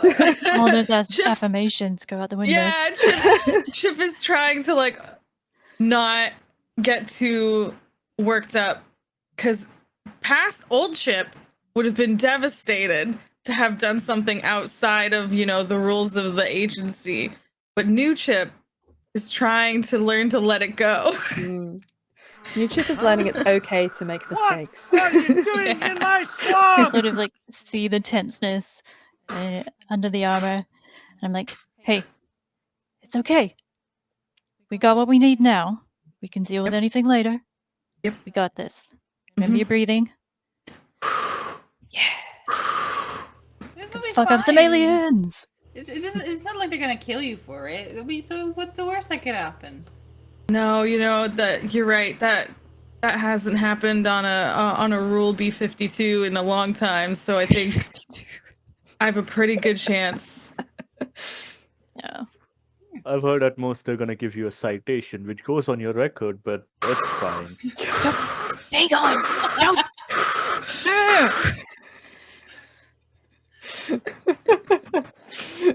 So a while ago, Dagon, you mentioned you wanted to check the sky, yes? Yes, I'll check the Yes. sky to see if I can, see anything approaching. Or Yes. anything in the sky that doesn't look like it should belong there. Why don't you roll read a bad situation? In fact, anyone that Okay. wants to can roll read a bad I situation. don't like the fact that you said it's read a bad situation. Not We've been in a investigating. bad situation since the start. I mean, Yeah, that's fair. Chip is just trying to breathe. Like it is occasionally looking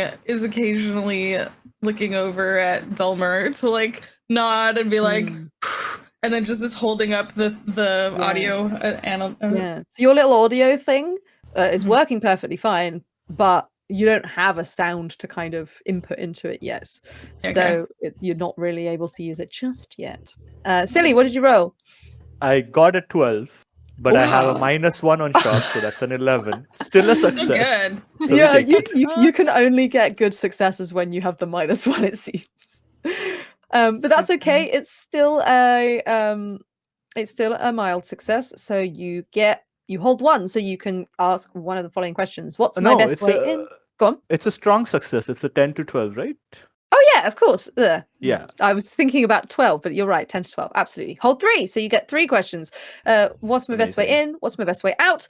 Are there any dangers we haven't noticed? What's the biggest threat? What's most vulnerable to me? Or what's the best way to protect the victims? You don't have to ask them all now. You have that hold for the rest of the scene.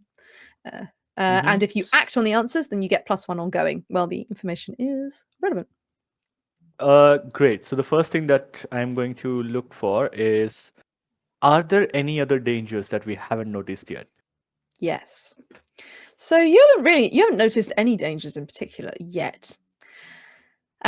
You're pretty aware. You think that the Martians would probably have landed on this common. So as you guys sort of make your way further onto the common and away from the road, Dagon, you notice above the trees in front of you, towards the sort of center of the common, there's this like thin line of green smoke that is starting to drift up into the sky from the center of the common, and you think that is probably where the Martians landed. you've sort of read the book and you kind of know the story, so you know what to expect from the Martians. However, in terms of dangers you haven't noticed, the one thing I would think you would occur to you now is that this kind of time scale appears to be quite accelerated from what is in the book. If you've ever read War of the Worlds, it's actually quite slow paced towards the beginning, at least. You know, they see the green flashes and it's a number of days before anything actually lands. But you know that this thing only happened last night, so the green flashes happened last night and suddenly they've already landed and we haven't even had 24 hours. So although in the original story it takes them a few days to kind of be a threat, that's just a cylinder on the common for a while, your timescale appears to be a little bit accelerated, so you might need to be a little bit more cautious. Okay, Yeah. definitely not because they had a couple of 100 pages to fill and we only have a couple of hours. Definitely not. No, That would there's be a so full weird. arcane reason for it that Yep. we won't get into today because it's going to take me too long to explain. Yeah. All right. I'm going to check the other thing when I know where they are. Mhm. I'm going to look for what is the best way that I can secure this entire corridor so that the threat is contained within it and does not go out and common civilians are not affected by this. Amazing. So it's kind of tricky on to cordon off a common. The best way that you would probably think of, because you have dealt with ordinary people getting in on your business quite a lot in the past. You and Chip both probably out of the most of you, and you know that people, for the most part, tend to obey like things like arbitrary imaginary things like fences and people with clipboards and high-vis jackets, even if they have no idea who or what they are or why they're there.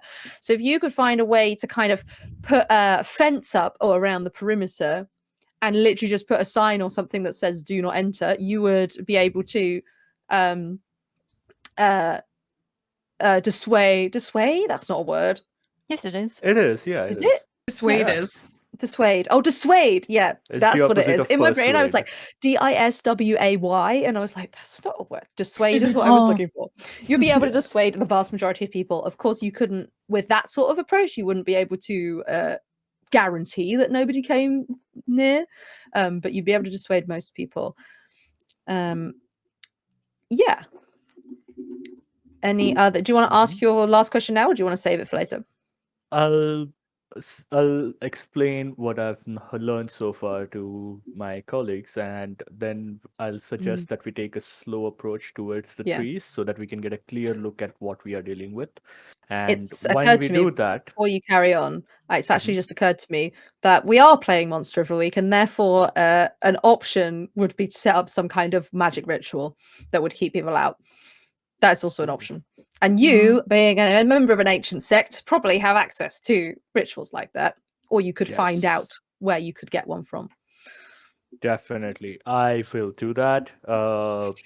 And I believe Cassidy, I would also ask Cassidy for help. Yeah, I can assist for sure. Yes. Okay. Alright. If you want to do that, then it would require what we call big magic instead of just the normal use magic move.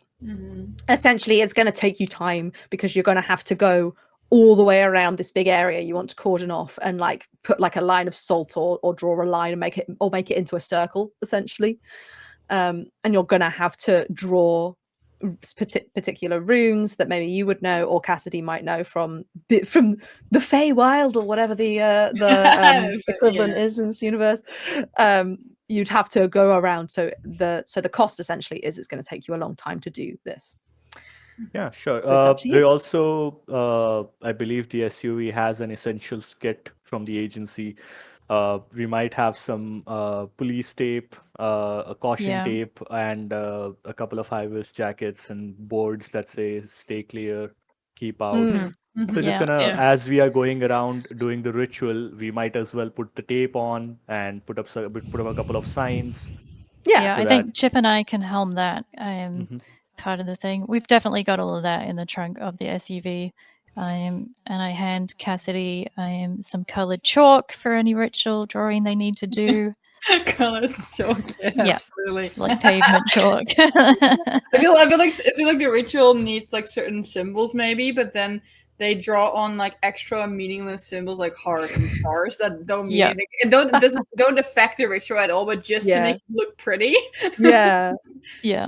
Okay. Oh, I also pass out face masks because if our bacteria can kill Martians and things are a little bit different this time, maybe their bacteria can affect us. Yeah. I'm So just to make it absolutely clear, because you would know this because you are a uber nerd and have definitely discussed this book at length with Dave. The reason the Martians died to our sort of bacteria is because they have no bacteria on Mars. Of course, you don't 100% right, know yeah. that that's not going to be the case here, Yeah, because yeah. this is not like necessarily one to one. But your knowledge of the book would be that. Cool. That's cool. I'll still mask everything up, and I'll take out like a spare box of disposable masks and start taking them around with us as we go around the perimeter and be like, yeah, it's a gas leak. Just cover up, make sure you don't breathe anything in. Nice. Standard stuff. So there isn't that many people that you sort of meet as you're coming around on the common. It is quite late at night now. It's quite unusual for people to be walking on a common at night because it's very dark. But you do meet one guy who is wearing like corduroy trousers and a shirt, and he's walking the tiniest, fluffiest dog you've ever seen in your life. And he's sort of he's like a skinny man with like cropped brown hair, and he looks quite excited, and he sees you guys setting stuff up, and he's like, oh my gosh, are you here to deal with the thing? Yeah. Oh my goodness. Who are you? Can I get it? And he pulls like from his jacket pocket, he's got like a notebook and pen, and he's like, can I get an exclusive? Who are you? Like, why are you here? What are you doing? No comment. We're from the sewage treatment department. We are here to manage the solid waste. You can see the green smoke. That's nothing but just a ruptured sewage line. That's all the methane that's going off into the air. So you will please, if you don't mind, step out and clear this. No need to come any closer, or you will be infected by hundreds of years of old diseases that's been brewing in the sewage pipeline. Tries He to like give a looks mask. at you incredulously, while- starts writing it down, and then he's like, there's sewer lines beneath the common and they're spewing out hundreds of thousands of diseases? They could Oh, be. I- That's why we are cordoning it off so that we can test the site and close this rupture. And the take government care of it. allows this? You'd have to The talk to government the allows your government. safety, yes. Also, while this happening, Cassidy would have actually gone to pet the dog. And Oh, he's yeah. like brushing over the dog, not even listening to the conversation, just with the The dog. dog loves you.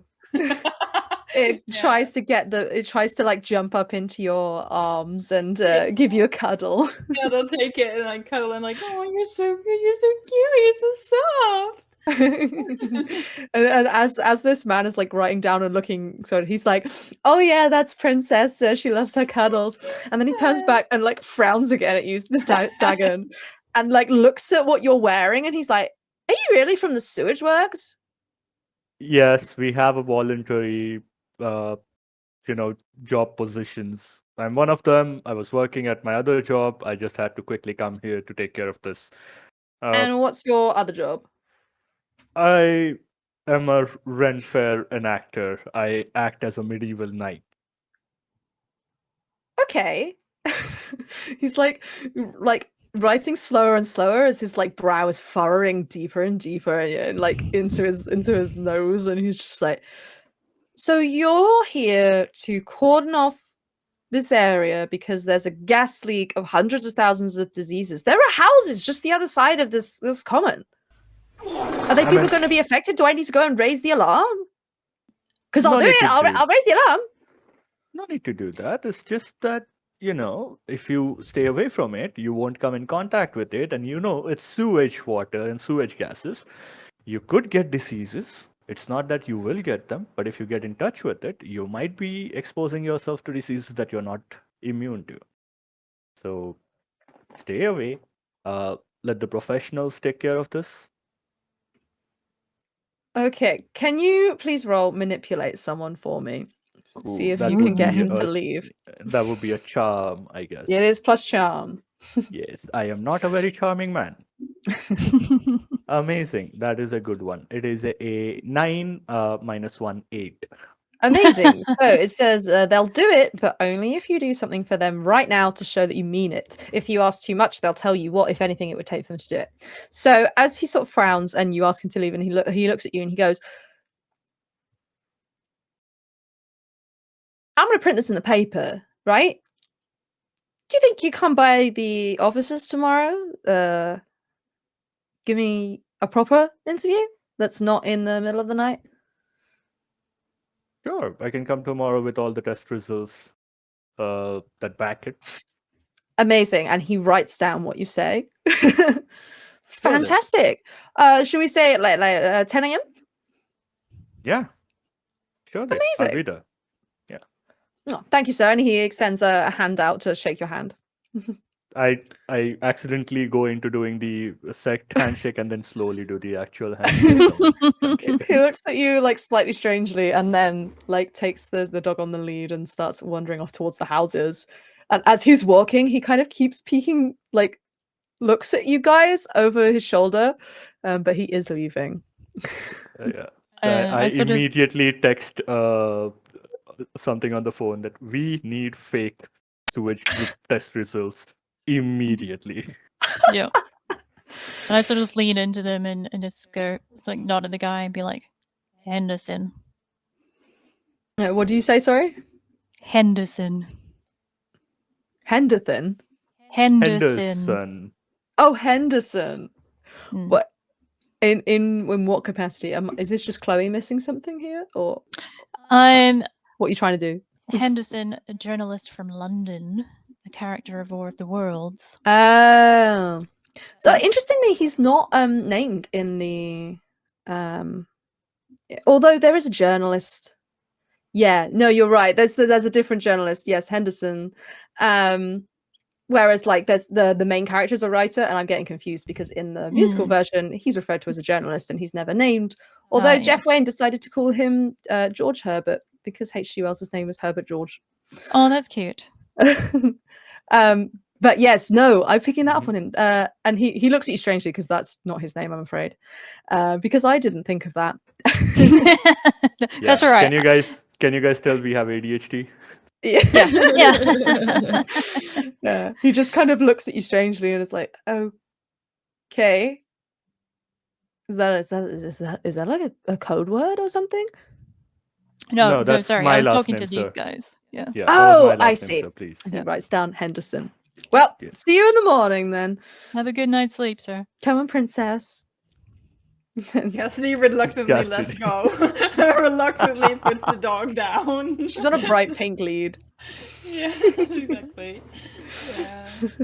I thought of- Princess! I look at them and just go, we can't have one. It wouldn't work with our life.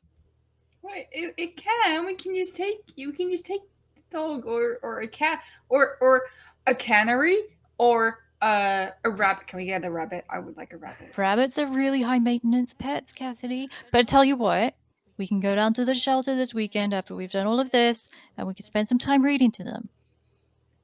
Why can't we just take one? We could take one on a walk, and then take it back. But then they'll be sad because they'll be thinking that they're going home somewhere, and then we bring them back. Well, they have all their friends there, and maybe they will find a nice home. But a nice home isn't really with us We can most of the time. Right. Maybe one day. Most of the time. He looks really disappointed. No. So I give them a curly whirly. Yeah. Just like a fanny pack full of. I like, was gonna stuff. say, I love the idea that you have like all these things to give to Cassidy. Yeah. like it's a proper like tactical belt, but it's just full of like curly Yeah. whirlies and fidget Yeah. toys and Absolutely. Chalk. Yeah. Yeah. Chip So- has a briefcase full of like business like things, and then like you have a fanny pack full of Cassidy presents and like toys and like treats. Yeah. Yeah. Exactly. So you guys working together, you finish building this border around the common. As you're doing this, as you're getting slightly closer, you'll realize that what has happened is this giant metallic cylinder shaped thing has embedded itself in the center of the common and has displaced a lot of the sand and a lot of the earth around it to create this big it's not quite a crater, a big pit in the sort of center of the common with these red sand like sides going up from the center of it. And it's like it's like embedded into the ground, so it's like leaning over slightly to the side, but it's like stuck in the ground like this. And it's maybe about 10 feet 12 feet high out of the ground. And at a certain point, as you're building this border, Chip, you'll start to hear this metallic scraping sound, really slow but very loud, like something really big piece of metal is scraping against each other, essentially. And if you want to use your audio thing, you can use it to track it. Yeah. Did Dagan, did you already use all 3 of your questions, or do you still have? I think you still Old got one. one. Okay. Also, you're back on the screen. Yay! So Oh yay! Yeah, that's why I was texting in chat to see if my audio is also coming through. Oh yeah. Can we yeah, get 'cause a, we don't can want we you get a sound twice. check so we don't have a Yes, we Double can up. sound check. Yep. double Dagan? Yes. I do have one question left, which I did ask, but we were waiting once we approach and get a more clearer look of the Yeah. situation. I asked the question that is, what is the biggest threat? The biggest threat. Okay. Your biggest threat right now is, and if Chip is sharing the sort of audio data, Yeah. you're so hearing I this. think Yeah, go on. Trip would just make sure everyone can like. I think it might be like, I think like you said, it's an app on the phone, but they do have like a little dongle or like a little Yeah. something, so they have one hand holding up and the other one holding out the screen. You know what I mean? Mm. So you can kind of use this to make sure your border is encircling the cylinder, and you're starting to you get to a point where you're like, we don't really need this anymore because we can very clearly see the cylinder, and you identify that is what is making this scraping sound. And Dagon, what you realize is that the scraping sound appears to be the lid of this cylinder is very slowly rotating and unscrewing, and it's slowly coming up out of the cylinder. And so your biggest threat right now is if that comes off, the Martians will probably come out. That's your biggest threat. Okay. It's too big, right? It's quite large. It's like 10 to 12 feet tall, and then I'm trying to think of something that would be a similar size. It's maybe like the size of like the width of like a silo, so it's quite wide, and then sort of 10 to 12 feet tall. Cool. Just to be really weird, as Dolmer is, can I do like a quick Google Maps search, and I want to look for like rest homes in the nearby area, any like hospitals or clinics, any sort of pharmacies? Yeah, of course you can do that. I'm not going to make you roll for that because you can just do that. Yeah, you get a list of pharmacies, you get a list of the hospitals. So there's the nearest hospital is a town over. But there are like obviously like GP surgeries, pharmacies, and the odd like medical center and like small units and things that are dotted Anything around. that's like 24 hours? Now you see we're talking UK here, and nothing is ever 24 hours unless it's a McDonald's. So oh, is there a McDonald's or a nearby? gas station? I'm thinking now, and I'm like, Even a McDonald's that's going through a system reboot at like 2 or 3 a.m. Yeah, when you yeah. absolutely want something to eat. yeah. So you can't find any like pharmacies that are open 24 hours, but you can find like a couple of petrol stations and things that might sell like basic medicines and things, but no pharmacies. That's all good. All good. Just thinking. All right. So you guys have completed your border. It's got both police tape to keep people out, but also a magical aura. Because Casti and Dagon, you guys were doing the magic itself. Can you describe how it's keeping people away? What is it an illusion? Is it like a feeling? What is it? What is it doing? Unless Dagon disagrees, I feel like it's a, like when it's dark and you walk past like maybe the woods or whatever, and you walk past like a sort of lonely road, and there's like a light, but then you look in distance and it's a field, and it's a pitch dark field, and you're like, oh, I don't want to go in there. I feel like it's like kind of like that vibe of like, it might not actually be pitch dark around there, but it does give that vibe of like, oh, I don't think I want to go there. Absolutely. Yeah, so they had a different idea, but yeah. You did a magical the vibes are off yeah, power. exactly. That is exactly. The vibes 100%. are off. yeah. Vibes are off. Yeah. That's all magic about. Like, it's giving off negative energy, so you don't want Yeah, exactly. Yeah. I want to go there. So you That's complete your magic, and even though you guys know that it's just an illusion, you can, maybe with the exception of Cassidy, because you are half fairy anyway, but you guys can kind of feel its effect on you a little bit, and you start to feel very uneasy, even though intellectually you're like, no, this is just the spell, I'm fine. However, because it has taken you a really long time to go all the way around and do this, as you just finish it off and you turn your attention back towards the cylinder, that scraping sound suddenly stops and the lid just falls off onto the ground with a really loud thud. It's been pretty much silent apart from the scraping sound, and suddenly you get this loud noise. It's basically a really big screw. It's really long. That's why it took so long to unscrew.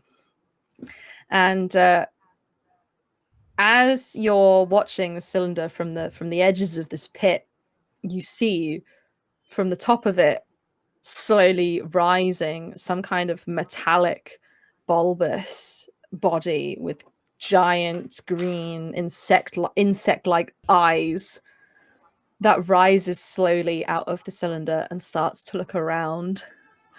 Can everybody roll act under pressure, please? Okay, I get to roll that with weird. Essentially, what we're trying to do is, I'm assuming you will want to stay hidden. If you don't, then fine, don't roll. But we're seeing, basically, it's to see if it spots you. Cool. That is a flat 10 with a 0 cool. Tegan got no chill. I got 11. Guys. I got a flat 8. I also have 0 cool. And Chip? 12.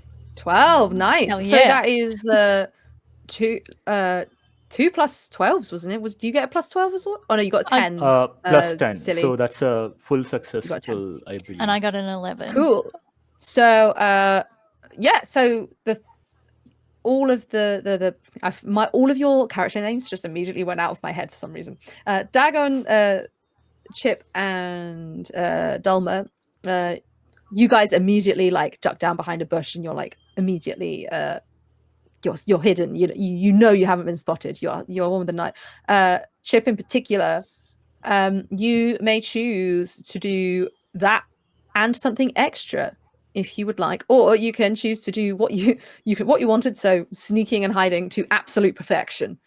One of the two. I'm assuming like to use my bonus, I'm doing that very cartoon thing of also grabbing Cassidy and like pulling Amazing. them. You know I was what like, I mean? The, like, I was thinking like what would happen is that the thing poked out. Cassie immediately went to like wave, and then Chip just yanked them down. Like Yeah. no.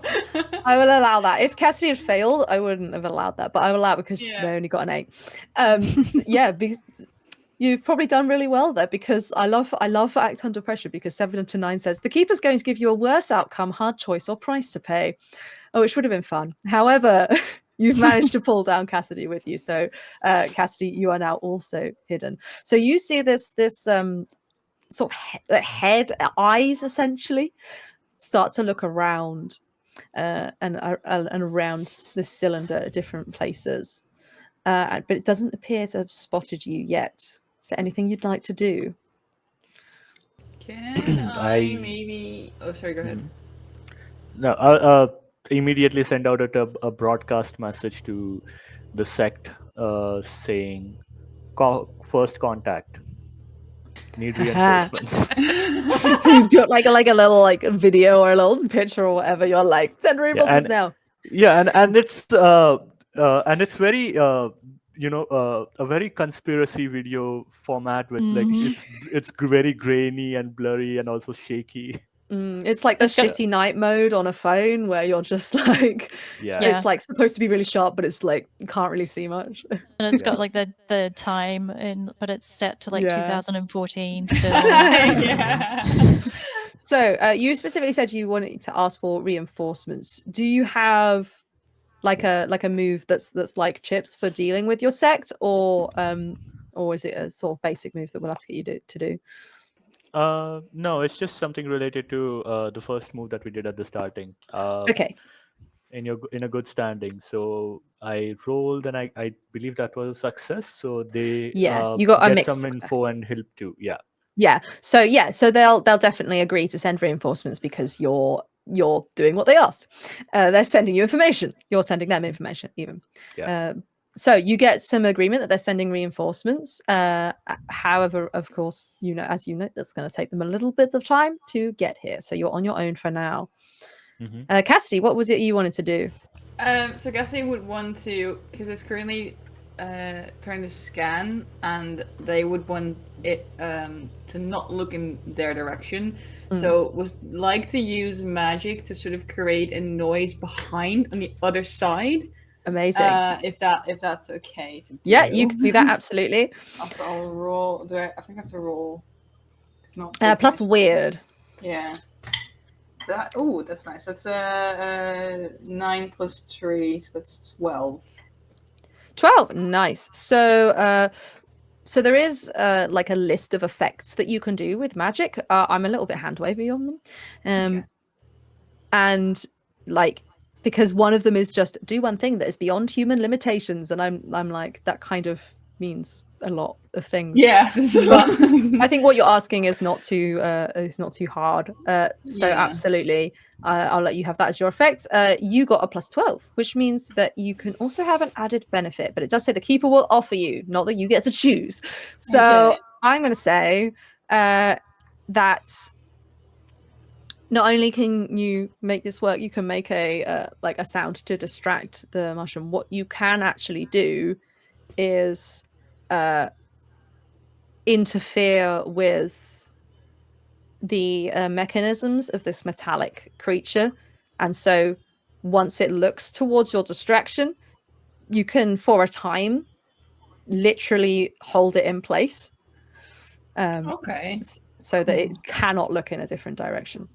Okay. Yeah. That works. Yeah. So the thing will look around to look at where the noise came from. And Cass just immediately just holds a hand up and be like, Yeah. and so I was like, right, you might have like maybe 10 seconds. I don't know. So I should talk faster. We can do something now. All right, this is Holds it it. in place. Did we see like Dagan? You called for reinforcements, or like that video you sent was to your sect?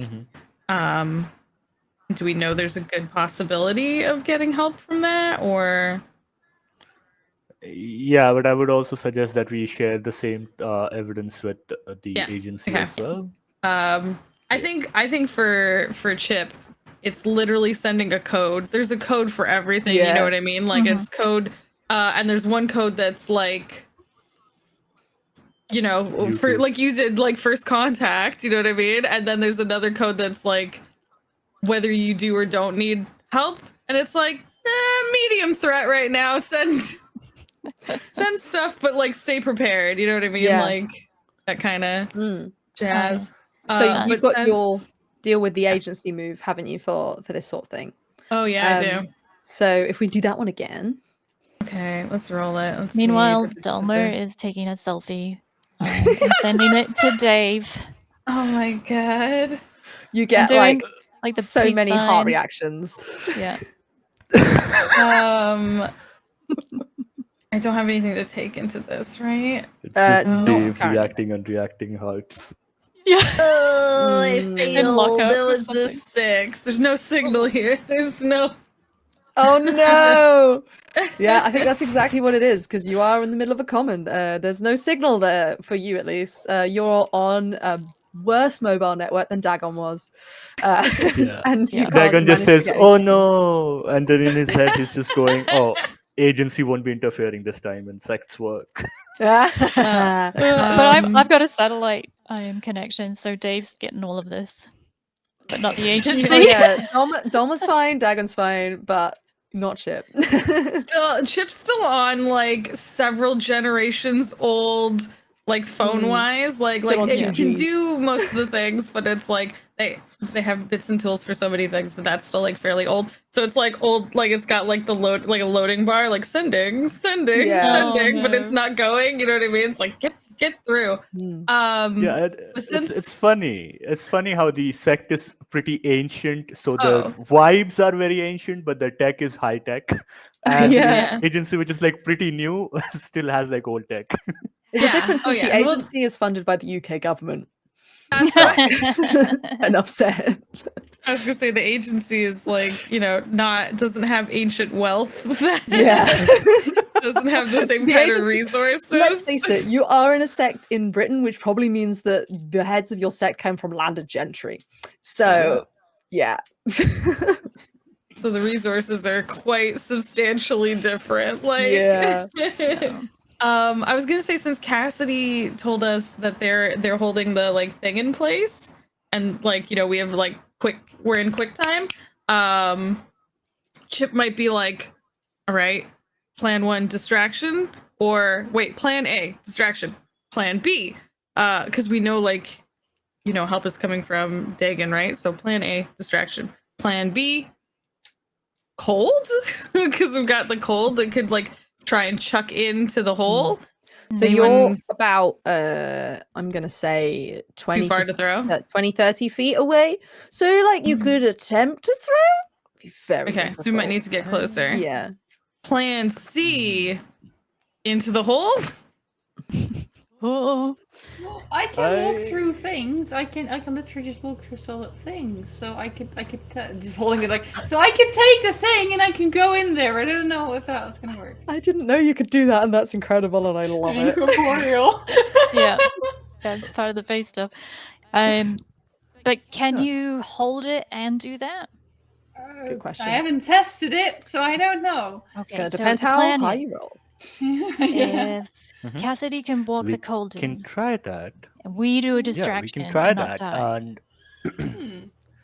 yeah, so how about this? This is going to be very weird coming from me, Dagon.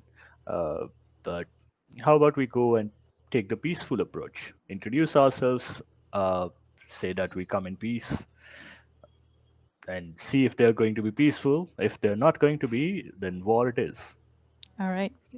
Book is called War of the Worlds. I like. Does that work in the book? I think so Chip is definitely handing Cassidy the vial. So if you all but we'll like start to hand it and then stop and be like stress like this is very careful. Careful. Like It's very bright shaking, green. aren't you? It looks Yeah. very yummy. You're like mesmerized for a second, like Right. Okay. I sort of sigh and I take out like a mini, like bottle, like plastic container of like slime, like glittery slime. Be like, you can have this if you don't take that. Like Do I if you have to- don't, you have to take it, but like don't keep it for yourself, okay? Then you can Right. have this. Okay, I can do that. Yeah. All right. And then do we want to do? Does Dalmar think that because you're first contact, aren't you? Like you're an alien nerd, aren't I you? am an So do alien you nerd, want to yeah. be the one to try and say like hello and be nice, and me and Dagan can maybe sneak around as a backup if they are, what do you feel? Because I don't want to put you in the way of ray guns. If you can defend me from ray guns, I can do the talking. Dagan? Okay, I can Cool. go with you. Before that, I'll take a moment and talk to Cassidy, and we'll have a flashback later on about what the talk was. But yes, do have a talk before I leave. Right. Yeah. Okay. This is just me Okay. setting an anchor point for a help action later on. I see. Okay. Okay. Fair enough. I will allow that. So let's. The plan is Cassidy's going in there, moving Oh. through the cylinder to Not use to this door. interrupt, Yeah, go on. Steve's asking in chat, Oh. how long do you think this will go? He might have to step out for 20 minutes. That's okay. I need to sort of finish at 1 anyway, so I'm planning to wrap it up in the next half an hour. That's the Cool. plan. We will see. All good. Okay. Yeah, so Cassidy, you're going in. Dalma's going to do the talking, and the other two are going to kind of protect them, I think is the plan. So let's start with Cassidy first. Right. So you're quite sort of sneaking towards it. So by the time you kind of begin sneaking, that's where your magic begins to wear off and it's starting to turn. But never fear, you have friends to cause distractions. So can you roll act under pressure, please? Yeah, I can. Well, okay, it's not bad. I will give you a helping hand. Well, I The- rolled a natural 10, so but I'll take whatever. Yeah, you get. I'll give you I'll give you a helping hand. Basically, the conversation that we had is, remember, Cassidy, it was foretold that you will play a very important role sometime. I went against my sect to protect you from harm. Right. I think yes. this is it. I think this Okay. is it. This is what you were meant to do. You were meant to save the world. Big moment. All right. Okay. Yes. Believe in yourself. I will. The affirmation said so. So I will. Yes. Okay. Yeah.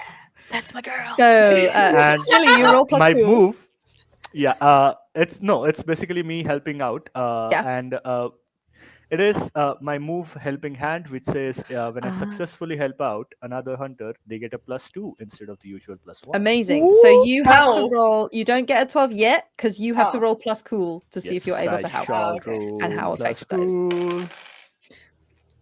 cool. Good. That is a plus. No, wait. What is my cool? I think it's 0. You did say something about 0 cool earlier. Yeah. It is a 7. A flat 7. Yeah. Okay. I'm going to bear that in mind for later. Mm-hmm. Because you also expose yourself to trouble or danger. Yeah, but you get So a +2. But you do get a +2, so that is a 12 for you, which Yeah. means you can choose to either do what you wanted and something extra, or do what you wanted to absolute perfection.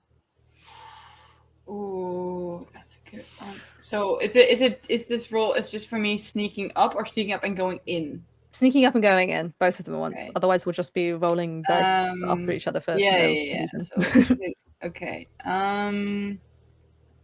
I think what I'm going to do is that I'm going in, and that's going to go well. And the other thing is that this Martian is kind of confused. So it's like when the point where the others are going to do distraction, it's not going to immediately vaporize them because it's like kind of it might sense that there's something going on, but doesn't entirely know what.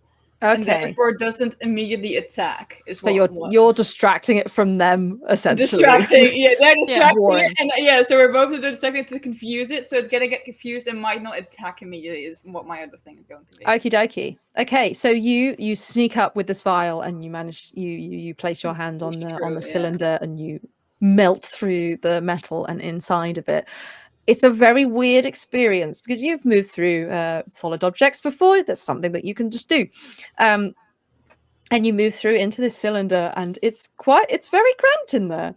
You even though it's really big, it's very, very cramped because and you find yourself a little bit stuck actually, because there's basically piled on top of each other in a kind of patterned way to try and fit as many in as possible these big metallic like heads like the one you saw at the top with folded in legs, 3 legs each, and they seem to be machines seem quite dormant, but Cassidy hasn't read the book, so they won't know anything about that. No, exactly. Yeah. Also, because they have the vial, but they don't really know exactly like where it's supposed to go. So I think they're trying to look for maybe like if there's a sprinkler system or something like that. That would be cool. So meanwhile, I'm gonna skip over to the others. You so the others you see when Cassidy is doing this, you see the Martian on the top begins to sort of like look down a little bit and get a little bit distracted from you. But Dalma, you are hailing the Martian, correct? I am hailing the Martian. How are you doing that? What are you saying? So I have my very fancy phone. It's one of those fancy new like folding phones that looks like a Star Trek not communicator, the other one, the thing that they use to scan stuff with. I'm not a Trekkie, unfortunately, but I know the kind of thing you mean. Yeah, it pops up and they do the scanny thing, and that's like his level of nerdery. He's got it fully kitted out like that. And he's playing the universal communication thing. That's like different languages and stuff together, and like mathematics and stuff like that, trying to find something that sparks recognition. As he also just says, like with as much relaxed posture as he can possibly summon in this situation, and knowing like the meta fourth wall stuff, he's like, we're here in peace. Are you? Can you understand us?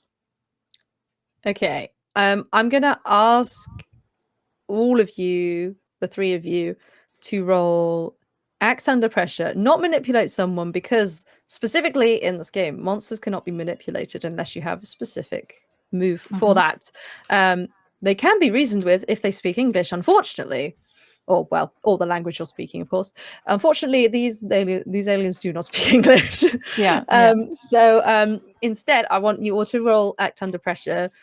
See if you are successful at essentially just distracting the Martian from what Cassidy is doing, but B, also preventing yourselves from like being confusing enough to prevent yourselves from being zapped. I have a move. Yeah, go for it. Like use. It's called Bottle It Up. So since like there's other people going in, Chip is literally as far back as possible behind our hiding space, and one of Chip's items is a sniper rifle. So Chip is doing that thing, opening up the briefcase and putting the sniper rifle, and then trying to remember some of the things that like Dulmer has taught him to. It's okay, people are relying on you, but you can do this. You are capable. You are strong. Like putting this thing together and bottling it all up. It's fine. And so preparing for this like really tense situation, but like just bottling it all up inside. So it's bottle it up is if you want, you can take up to +3 when you act under pressure for each +1 you use. So I have those and I don't have to use them if I don't want, but for each one I use, the keeper holds one against me to use later on any roll that is not an act under pressure. Okay. So wait, so I use something against you. Repeat that, sorry? So I have the possibility of taking up to +3, Okay. and for each +1 I take, Then you I get- have one against me to use I on see. any roll that isn't act under pressure. So I can just be like -1 to that one. Yeah. Okay, cool. Are you taking +3? Or can you wait until you roll? It doesn't specify, so In I'll that leave case, it wait to until you roll.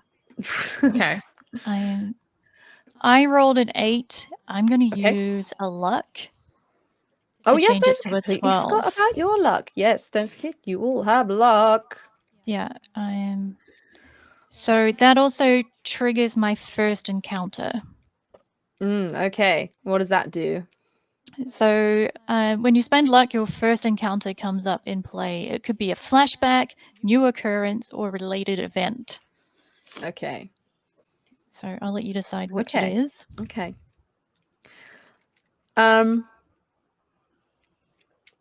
Yeah. It doesn't affect you immediately, Zolma, but Cassidy, inside the cylinder, as you're rooting around, you're looking for a sprinkler system or something. You find what appears to be a shiny blue ribbon, which looks very unusual in this context, and it's one that you might recognize because Dolma has a similar shiny blue ribbon at home. They immediately go and grab it because I think I pretty much have to, considering my curse. So immediately goes for the ribbon. Amazing. So, right, remind me of your rolls then. So, act under pressure, we had a 12 from Dolma, an 8 from Dagon, yes? I have an 8. Yeah. And what about Jess? What's yours? Oh, sorry. I got an 8, but I'm gonna use the +2 to get to get a 10. 10. So okay. Good to know. Did we all roll 8s? That's insane. Yeah. So well, I do have this. Since this is related to my mission, I do Sacred Oath kicks in. Since this is my oath to protect the planet from monsters and aliens, I can use a +1. That will make it a 9.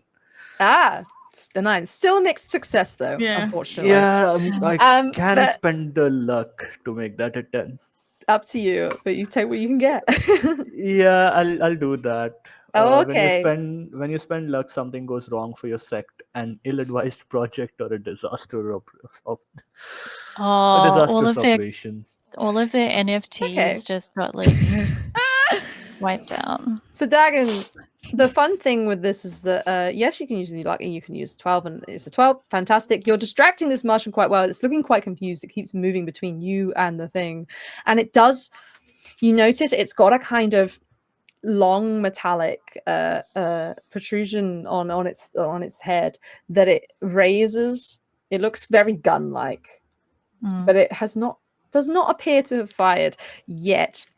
Unfortunately for you, Dagon, your help out action also exposed you to trouble or danger. And so, although the others look relatively unthreatening, you're there with big armor and a big sword. And if there's one thing these Martians understand, it's armor. And it looks at you and it takes a shot. And when I say it takes a shot, what that looks like is actually nothing at all. It doesn't look like anything. It's completely invisible. But you do feel, as you are looking at this Martian, and it raises that little that protrusion towards you, and you feel your armor absolutely baking. It starts to like cook you from the outside because it is heating up. You would be on fire if you weren't currently wearing metallic, like metal clothes. So instead you are like baking. You're going to take 4 harm from that. Okay. Do I get to reduce it by 1 because of my armor? Yes, your armor will help you, absolutely. Although it is one of the reasons why I'm baking right now, but I'm not at least burning. So this Yeah. means. So how much harm do you take from that then? 3. So 3. So you've got 1 armor. Yes. what the fuck? yeah. Okay, cool. So that's okay. You're only minor wounds at the minute, but who Yeah. knows? Okay, so this Martian has taken the first shot essentially, and you see that Voltis. like little gun-shaped protrusion start to smoke a little bit as it rises out of the cylinder and brings these long, metallic, spindly legs, one after the other, over the top of the cylinder in front of you until you are faced with an almost 15-foot tall tripod with this big head just sitting on the top of it. Long, spindly legs, 3 of them, balancing it out. And it looks down at you and starts to out of the sides of this big head, body, whatever, comes. If you've ever seen Spider-Man and you know Dr. Octopus, it's that sort of thing. These 2 big claws kind of protrude out of the side and they start to come towards you guys. And let's move back to Cassidy. What are you doing, Cassidy? Was playing with the ribbon for a bit, and I was like, wait, I have to do right. There's the something I ribbon meant to away. do here. That's what I was working on something. It was, I guess trying Fuck to. this Well, game. would I hear like the commotion? Fuck me something and like fuck that? this game.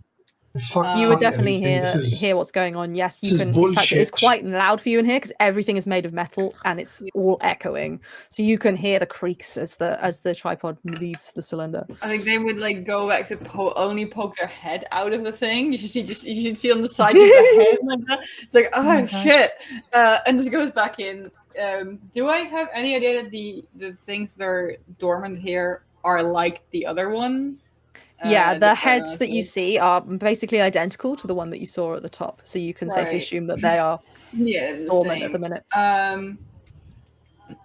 Does there's a thing on top, the bottle, right? Is it like a spray thingy? Yeah, so it's like a super spray essentially. So it's like you've got a vial, but it's got some kind of weird contraption that would kind of turn it into almost a like smoke grenade. So like yeah, so essentially you can either use it as a liquid or you can use it as a gas. And if I take the cap off, I can just control how much I. Yeah. Right. Yeah. So I think they were first trying to find like some sort of sprinkler system, but because you know their friends are being attacked right now outside, they're like, okay, change plan, and would take off the cap and are the other dormant ones within reach at all, or like are they? Yeah, they are. There are ones that are close to you. It's gonna. There are maybe. There's quite a lot in here. There's maybe sort of 15 to 20 in here. So you can do it. You can try and do that, but it's going to take you a while because it's quite tight and you're going to have to shimmy around and climb things.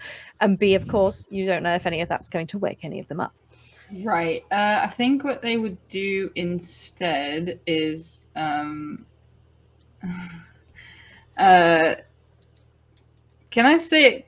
I always imagine Cassie has a lot of like bits and bops and trinkets, mostly that they got from the others with them, and might have like I know there's little like stimmy toys that like maybe like bowls like little bottles that you shake and there's glitter in them.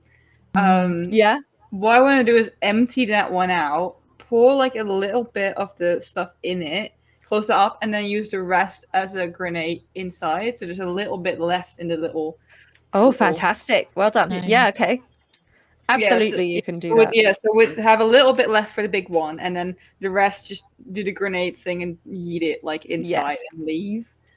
So, okay. So, Cassidy, that's definitely going to be an actor under pressure roll. Before you roll it, I will tell you what consequences might be because this is quite a big thing. As Laura told you, this is basically a common cold, so it probably wouldn't have an effect on the human members of the party. You, however, are half fairy.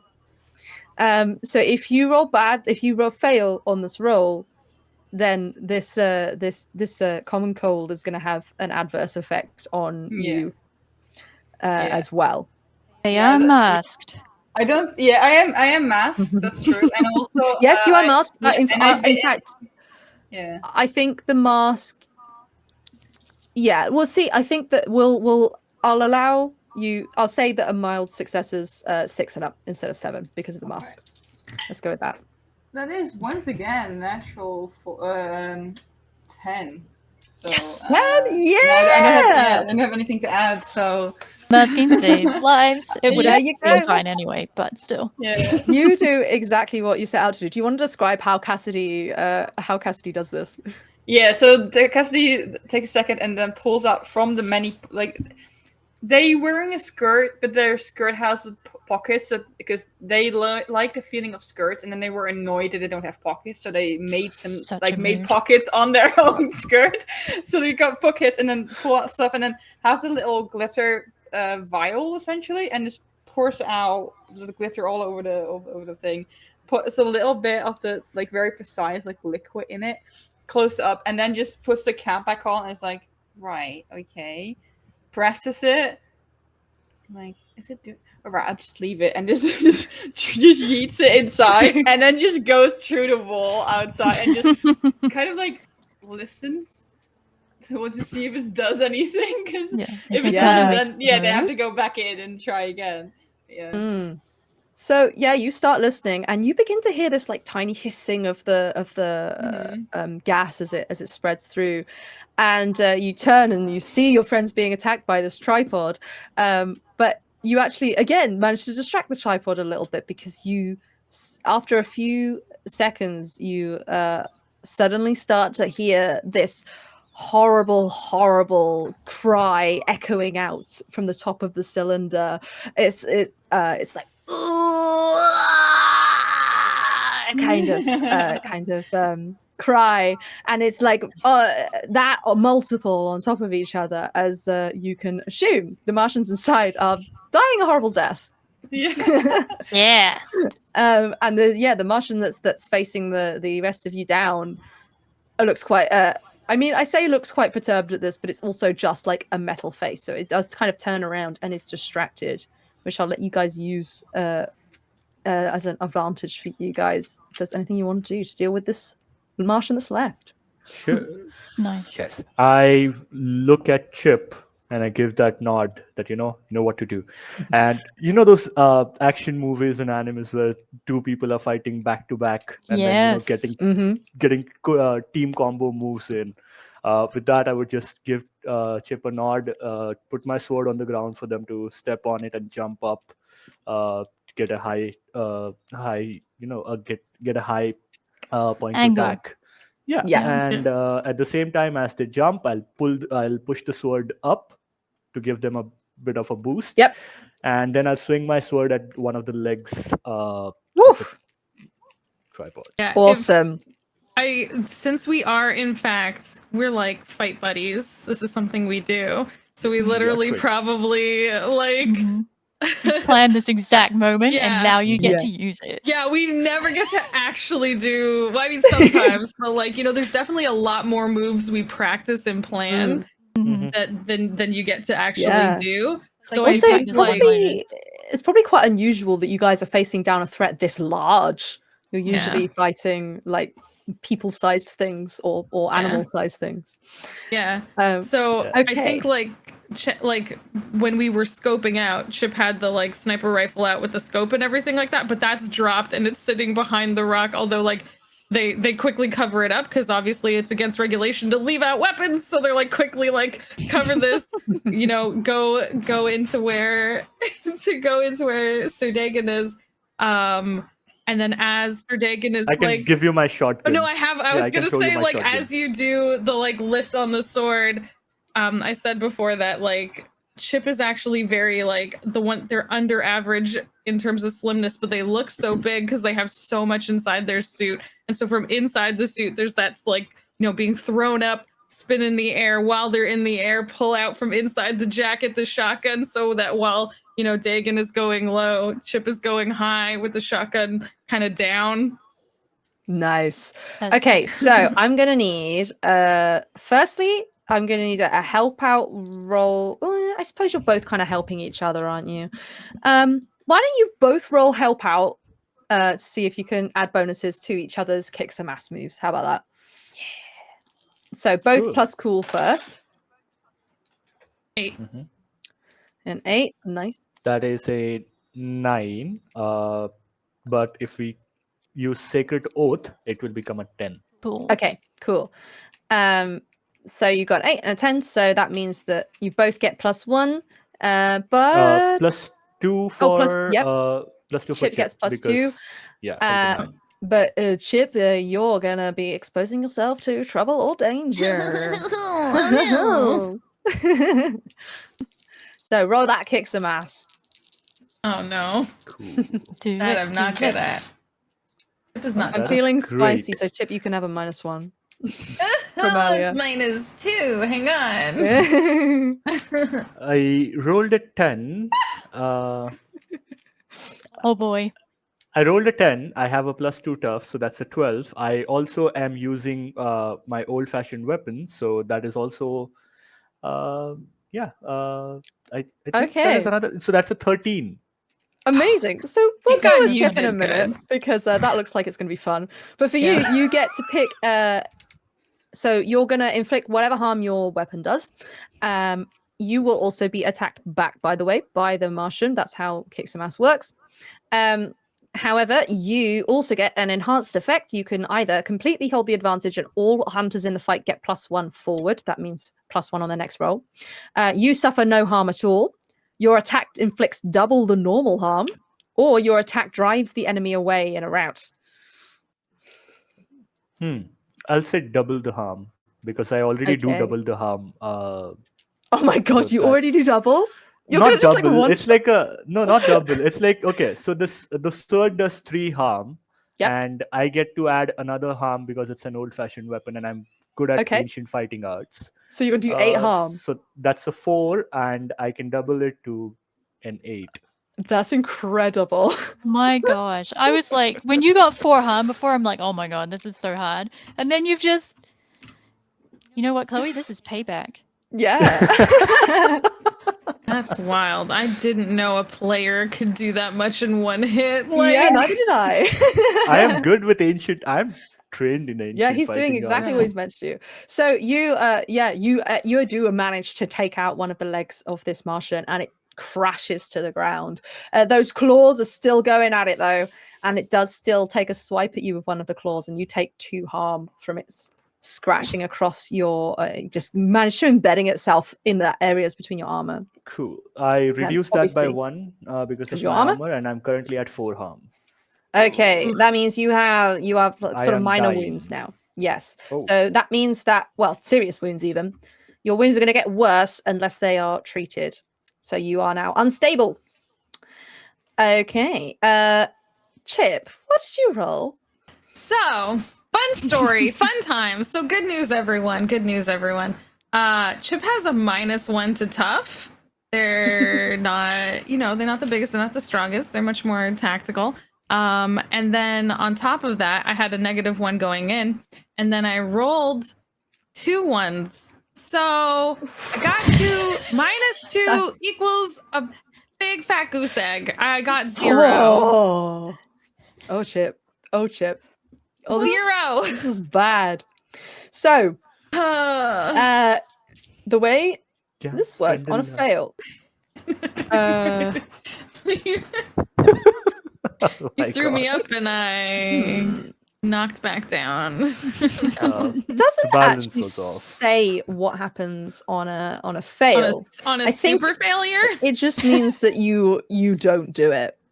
Okay. So what I am going to say though, because you failed so epically, is that the as the Martian is falling to the ground, it manages to raise this heat ray once more and aims it at you instead. I thought you were going to catch me in one of its claws or something like that as I was no, sailing this is through worse. the air. Can I try and intervene as I see the heat ray going? Yeah, I'll let you do that. How close is like the Martian head to me? So the Martian's head is now on the floor, so it's pretty close to you. It depends how close you want it to be to Dagon to start with, but he's right up next to it now. So Cool. you're probably quite close as well. Can I use pocket sand, except it's pepper spray, incapacitating spray. Can I spray it in the face and try and make this thing go a little bit off target? Yeah. Is that how do you use that? Is that like a kick some ass kind of roll to use that, or what? I'm not sure. It's just a self-defense weapon. It doesn't do Okay. any harm.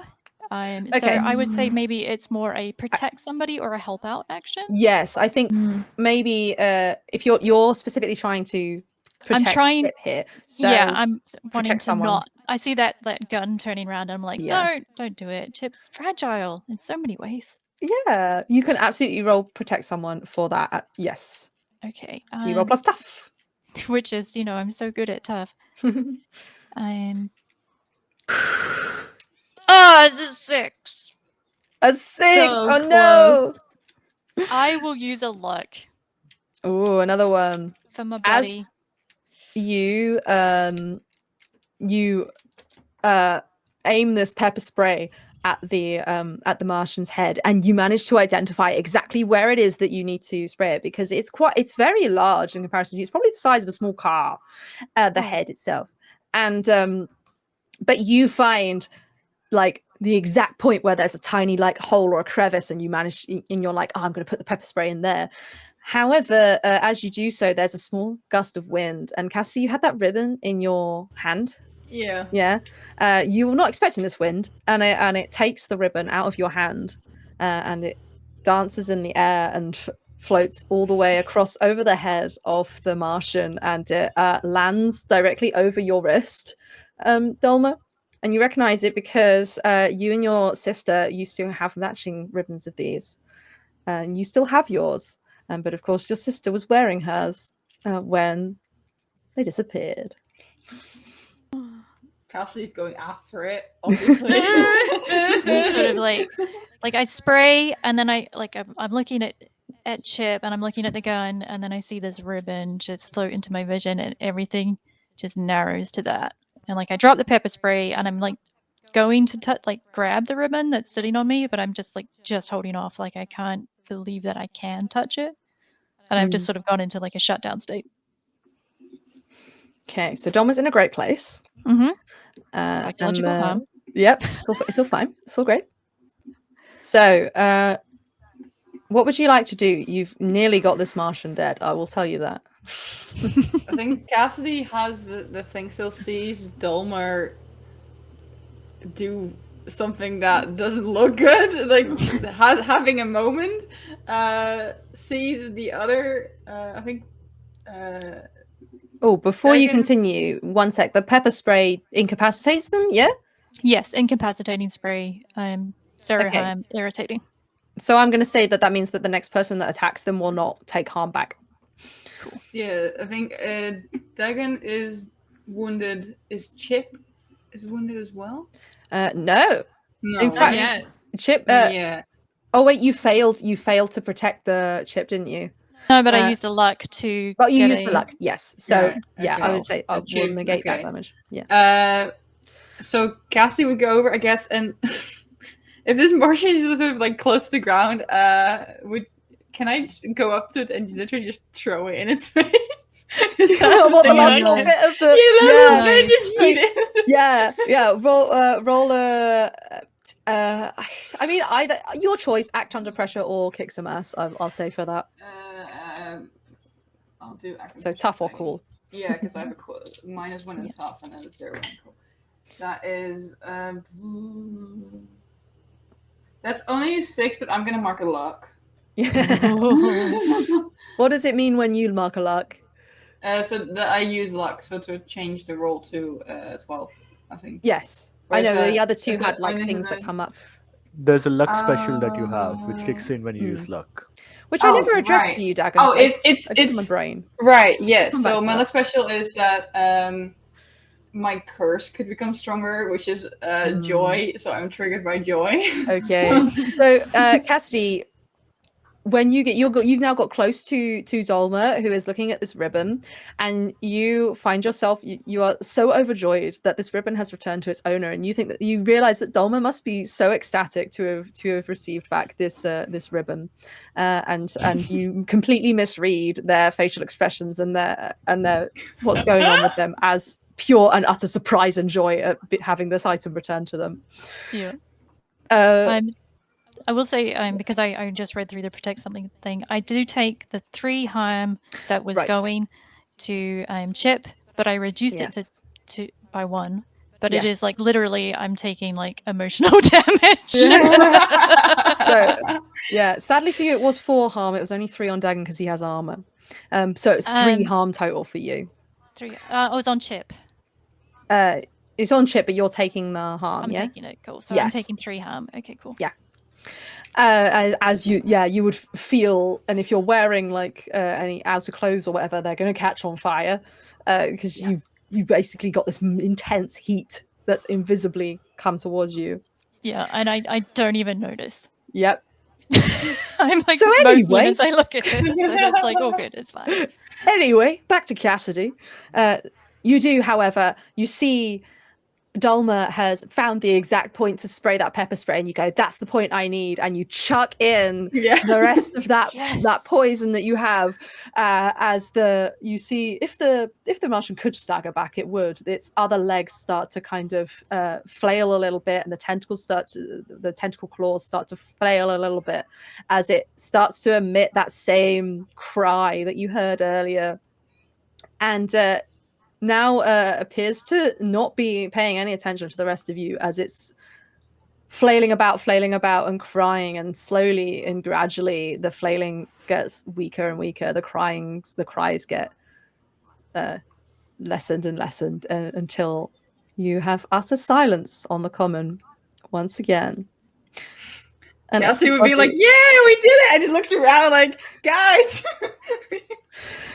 You guys have defeated my Martians! Did it! Let's go! Congratulations, like you guys! Thank you so much. That was fun. I've had a fantastic time doing this this game. This is actually only the second time I've ever GM'd in public. So you guys made it amazing, and it was really cool. So thank you so much. I've got like 10 minutes to sort of wrap up now, so I don't know what Steve's planned to kind of go to wrap out the whole thing, but in terms of our game, my name is Chloe. Hi, if you don't already know me, I'm Chloe_with_the_flow pretty much everywhere on the internet. I stream on Twitch. You can find me on the Deck of Many Aces podcast, which is an actual play podcast made with actual asexuals and aromantics, which is very cool. You can also find me on A Rendezvous with Destiny, which is a Bite Marks actual play podcast. So if you like this, you'll like A Rendezvous with Destiny because it's also powered by the apocalypse, except we're all werewolves. You can also find me on Bowie's and Spelljammer, which is releasing next month, where we're all playing David Bowie, different versions of David Bowie in space. It was very cool. I got to play with Jeremy Cobb and of 3-Back Halflings and Kim Richards of High Rolls, which was really exciting. So yeah, that's where you can find me. But my lovely, lovely players, because they are so fabulous and amazing, can also be found all over the internet and in various places. So starting with Anna, and do you want to tell everybody where they can find you? Yes, hi, I'm Anna or Riley, whichever one you prefer. I use they them pronouns, and I'm definitely human. You can find me everywhere at Peculiar Planets. I am on pretty much every social media. And other than that, I don't do my own streams, but I do other actual plays. Currently, I will be playing a new stream for the Misadventurers League, which starts 14th October. We're playing Teens in Space. I will not be there for the first session because I will be at New York Comic Con, which is also very exciting. But yeah, so we start the 14th at 7 p.m. British Standard Time, 8 p.m. Central European Time, and then also in the Misadventures League, because I do a bunch of things for them, so I have to promote them. It's my duty, and I love to do it. On the 4th of October starts Hallow's Veil, which is a Kids on Bikes horror campaign. I will not be playing in that, but it is going to be great. We've got a great GM, great cast, so definitely check that out. I think that's pretty much it for me. So yeah, it was a blast being here. I finally got to play Monster of the Week. It was really good. It's so fun. Lovely. And Erica? Hello, kia ora. I'm Erica. I'm found around places as Ericant Game with a K, because that's my name. So on YouTube, I do cozy streams and let's plays of stuff like Stardew Valley, Roots of Pacha, Valheim. That's a farming sim as well, if you play it the way I do. I also am a scribe for Albion Absi's Geographical Almanac, which is a free monthly publication of drag and drop locations for any system. If you need somewhere for your plays to go, we've got it completely there with like roll tables and adventure hooks and weird NPCs and stuff. And actually on the 15th of October, I'll be playing with Chloe and a few other people, finishing a one-shot for our Kickstarter, which funded. Thank you to everyone who supported us. You can still pre-order the hardcover edition of the Almanac. And you can also find me on the Twitter and Blue Sky at Ericant Game as well. I think that's me. Amazing. And Fawn. Hi, my name is Jess or Fawn. You can find me at Fawn and Games at most places online. I stream a lot of cozy, comfy games, a lot of indie games, a lot of first looks. I give away game keys because I get a lot of indie game keys and stuff like that. So you can catch me on Twitch every Monday, Wednesday, and Friday. I'm also a TTRPG producer for a few different groups and companies. You can also find some of my writing. Recently, also successfully kickstarted in The Big Bads by Hit Point Press, who did Humblewood and other such like games. Cool. Or you can go to my itch.io and see some of my own weird niche little indie games that I've crafted and published. But yeah, basically all over the place, doing a little bit of everything. So finding me at Fawn and Games is the best way to see what kind of fun stuff is happening, and which podcasts I'm going to be on next. No spoilers, but thank you so much, by the way. And y'all, don't forget that we're only like $30 away, I think, or something like that, from hitting our next goal. So hey, throw a few bucks that way, help out some kids, do some good, and hit those goals. Absolutely. And last but not least, Silly. Hello. I don't have anything of my own to promote, I guess, but I do hang out at Daisies and Dragons Discord server, playing some games with my friends. And speaking of friends, I do have a few friends who came together and started their own company, which is Illicit Peanuts, who are also partners for the stream. You can find them on illicitpeanuts.com. They have a bunch of TTR games of their own, along with some settings, which we do play regularly in our own games. So you can find them at illicitpeanuts.com, and you can also find them on itch with Illicit Peanuts. Nice. Grab some stuff, see if you enjoy it. I absolutely do. Awesome. Lovely. Oh, well, thank you so much, you guys. You've all been absolutely amazing. And as Fawn rightly pointed out, this is a charity stream. And we're only $25 away from the $400 goal and this is the final game. So whatever Steve wants to do to sign off is the amount of time that you've got to hit that goal. That's one donation. You could do that in one donation. You could be the hero that we all need. Yes. Buy a Slurpee for the kids. Yeah, Slurpee for the kids. Exactly. You can put !charity in the chat, and it will all come up there. I don't know, Steve, are you there? I don't know if Steve's there. Hello, I'm here. Hello. Hey. How are you doing? We are pretty much wrapped up. I'm good. I hope you guys had fun. I missed half the game because I was asleep, and the second half because I had last-minute family stuff that popped up. But I will be watching the game, either the VOD or most likely when this goes on YouTube when I finally get around to editing this entire video, which is going to be a pain in my ass, but that's the plan. Sure. Sleep is awesome and very important. And I'm going to take this opportunity to just say massive thank you to Steve from all of us here. Because, 48-hour edit, as Nano says in the chat. Yes. 48 hours of TTRPGs, and it's all down to Steve. And so I bow down. It's an incredible feat, and you've done amazingly. And you definitely deserve sleep. 100%. Yes, dhanyawad, What are you doing in my swamp? Funny. I'm very bad with compliments, so thank you. that's all I want to say. Relatable. I wanted to say thank you to all of you, though. Oh no, not that link. That's my donate never link. mind. I got Nope. I got it. I'm Sure. okay with that though, but I appreciate it. Yes, so, just quick things. Thank you, Chloe, for running this game. Perfect way to end our big 48-hour stream. Thank you, everyone, for doing this. I'm not sure what everyone's time zones are, but I'm pretty sure like it's way too early somewhere, way too late somewhere. Exact perfect time somewhere, as it usually is. I'm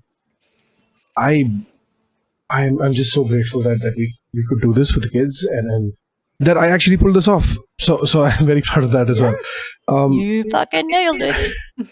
Yeah, I have been talking about this for the last at least 24 hours, but like, so when I wanted to do this big thing, plan was, hey, we're gonna do one big event. I'm gonna prove to myself that I can pull off a 48-hour charity stream, and then that's it. We're done. You know, I'm not gonna do it again. But the last couple of weeks, I was like, I've been thinking, and I basically my thought process was based on how well this goes. If I enjoy it, we might make Pantsless tables an actual thing and not just a one-off. And Oh yeah. That would be based awesome. on how it's gone, Yeah. I think officially now we're going to do this again. Maybe not on this scale for another 6 months, but we're going to do more of this. And so this is like an open invitation to everybody. If you want to run a game, if you want to be part of a game, if you want to do anything, and you want to vibe and have fun, my DMs are always open. Let's set something up. I've already had 3 people interested to run something in October. So how wild is that? And yeah, anything you want. If you want to promote the next new game you're running, you want to just have fun with people for 4 hours, whatever it is, I will set it up, I will run it, I will do everything. All you have to do is show up and DM or play. That's all I need. So I'm not going to set up like a whole separate new account or everything for Pantsless tables. It's going to run under the Sassy Pants thing because I don't have the patience for that. But this has been so much fun, and it wouldn't be possible without all of you. So thank you so much for vibing, for being here. I cannot believe we're on the other side of it. It seemed so daunting 2 days ago, Amazing. but we're here. We did it! Yes. No, I'm afraid I do have to go because I am streaming again in an hour and I need to eat some food. Let's go Sounds eat. good. Yeah. But So thank you so much, Steve. yeah, of course. Sorry to cut you off, but like, feel free to use the video ninja link for as long as you need to decompress or anything else. Or you can also use the Game 12 channel to vibe, or hop into the Discord. It's going to be open. Feel free to do that. What you need to do for post game stuff. But yes, Chloe, I know you have to stream, so I'm going to let you all go. Again, thank you for doing this.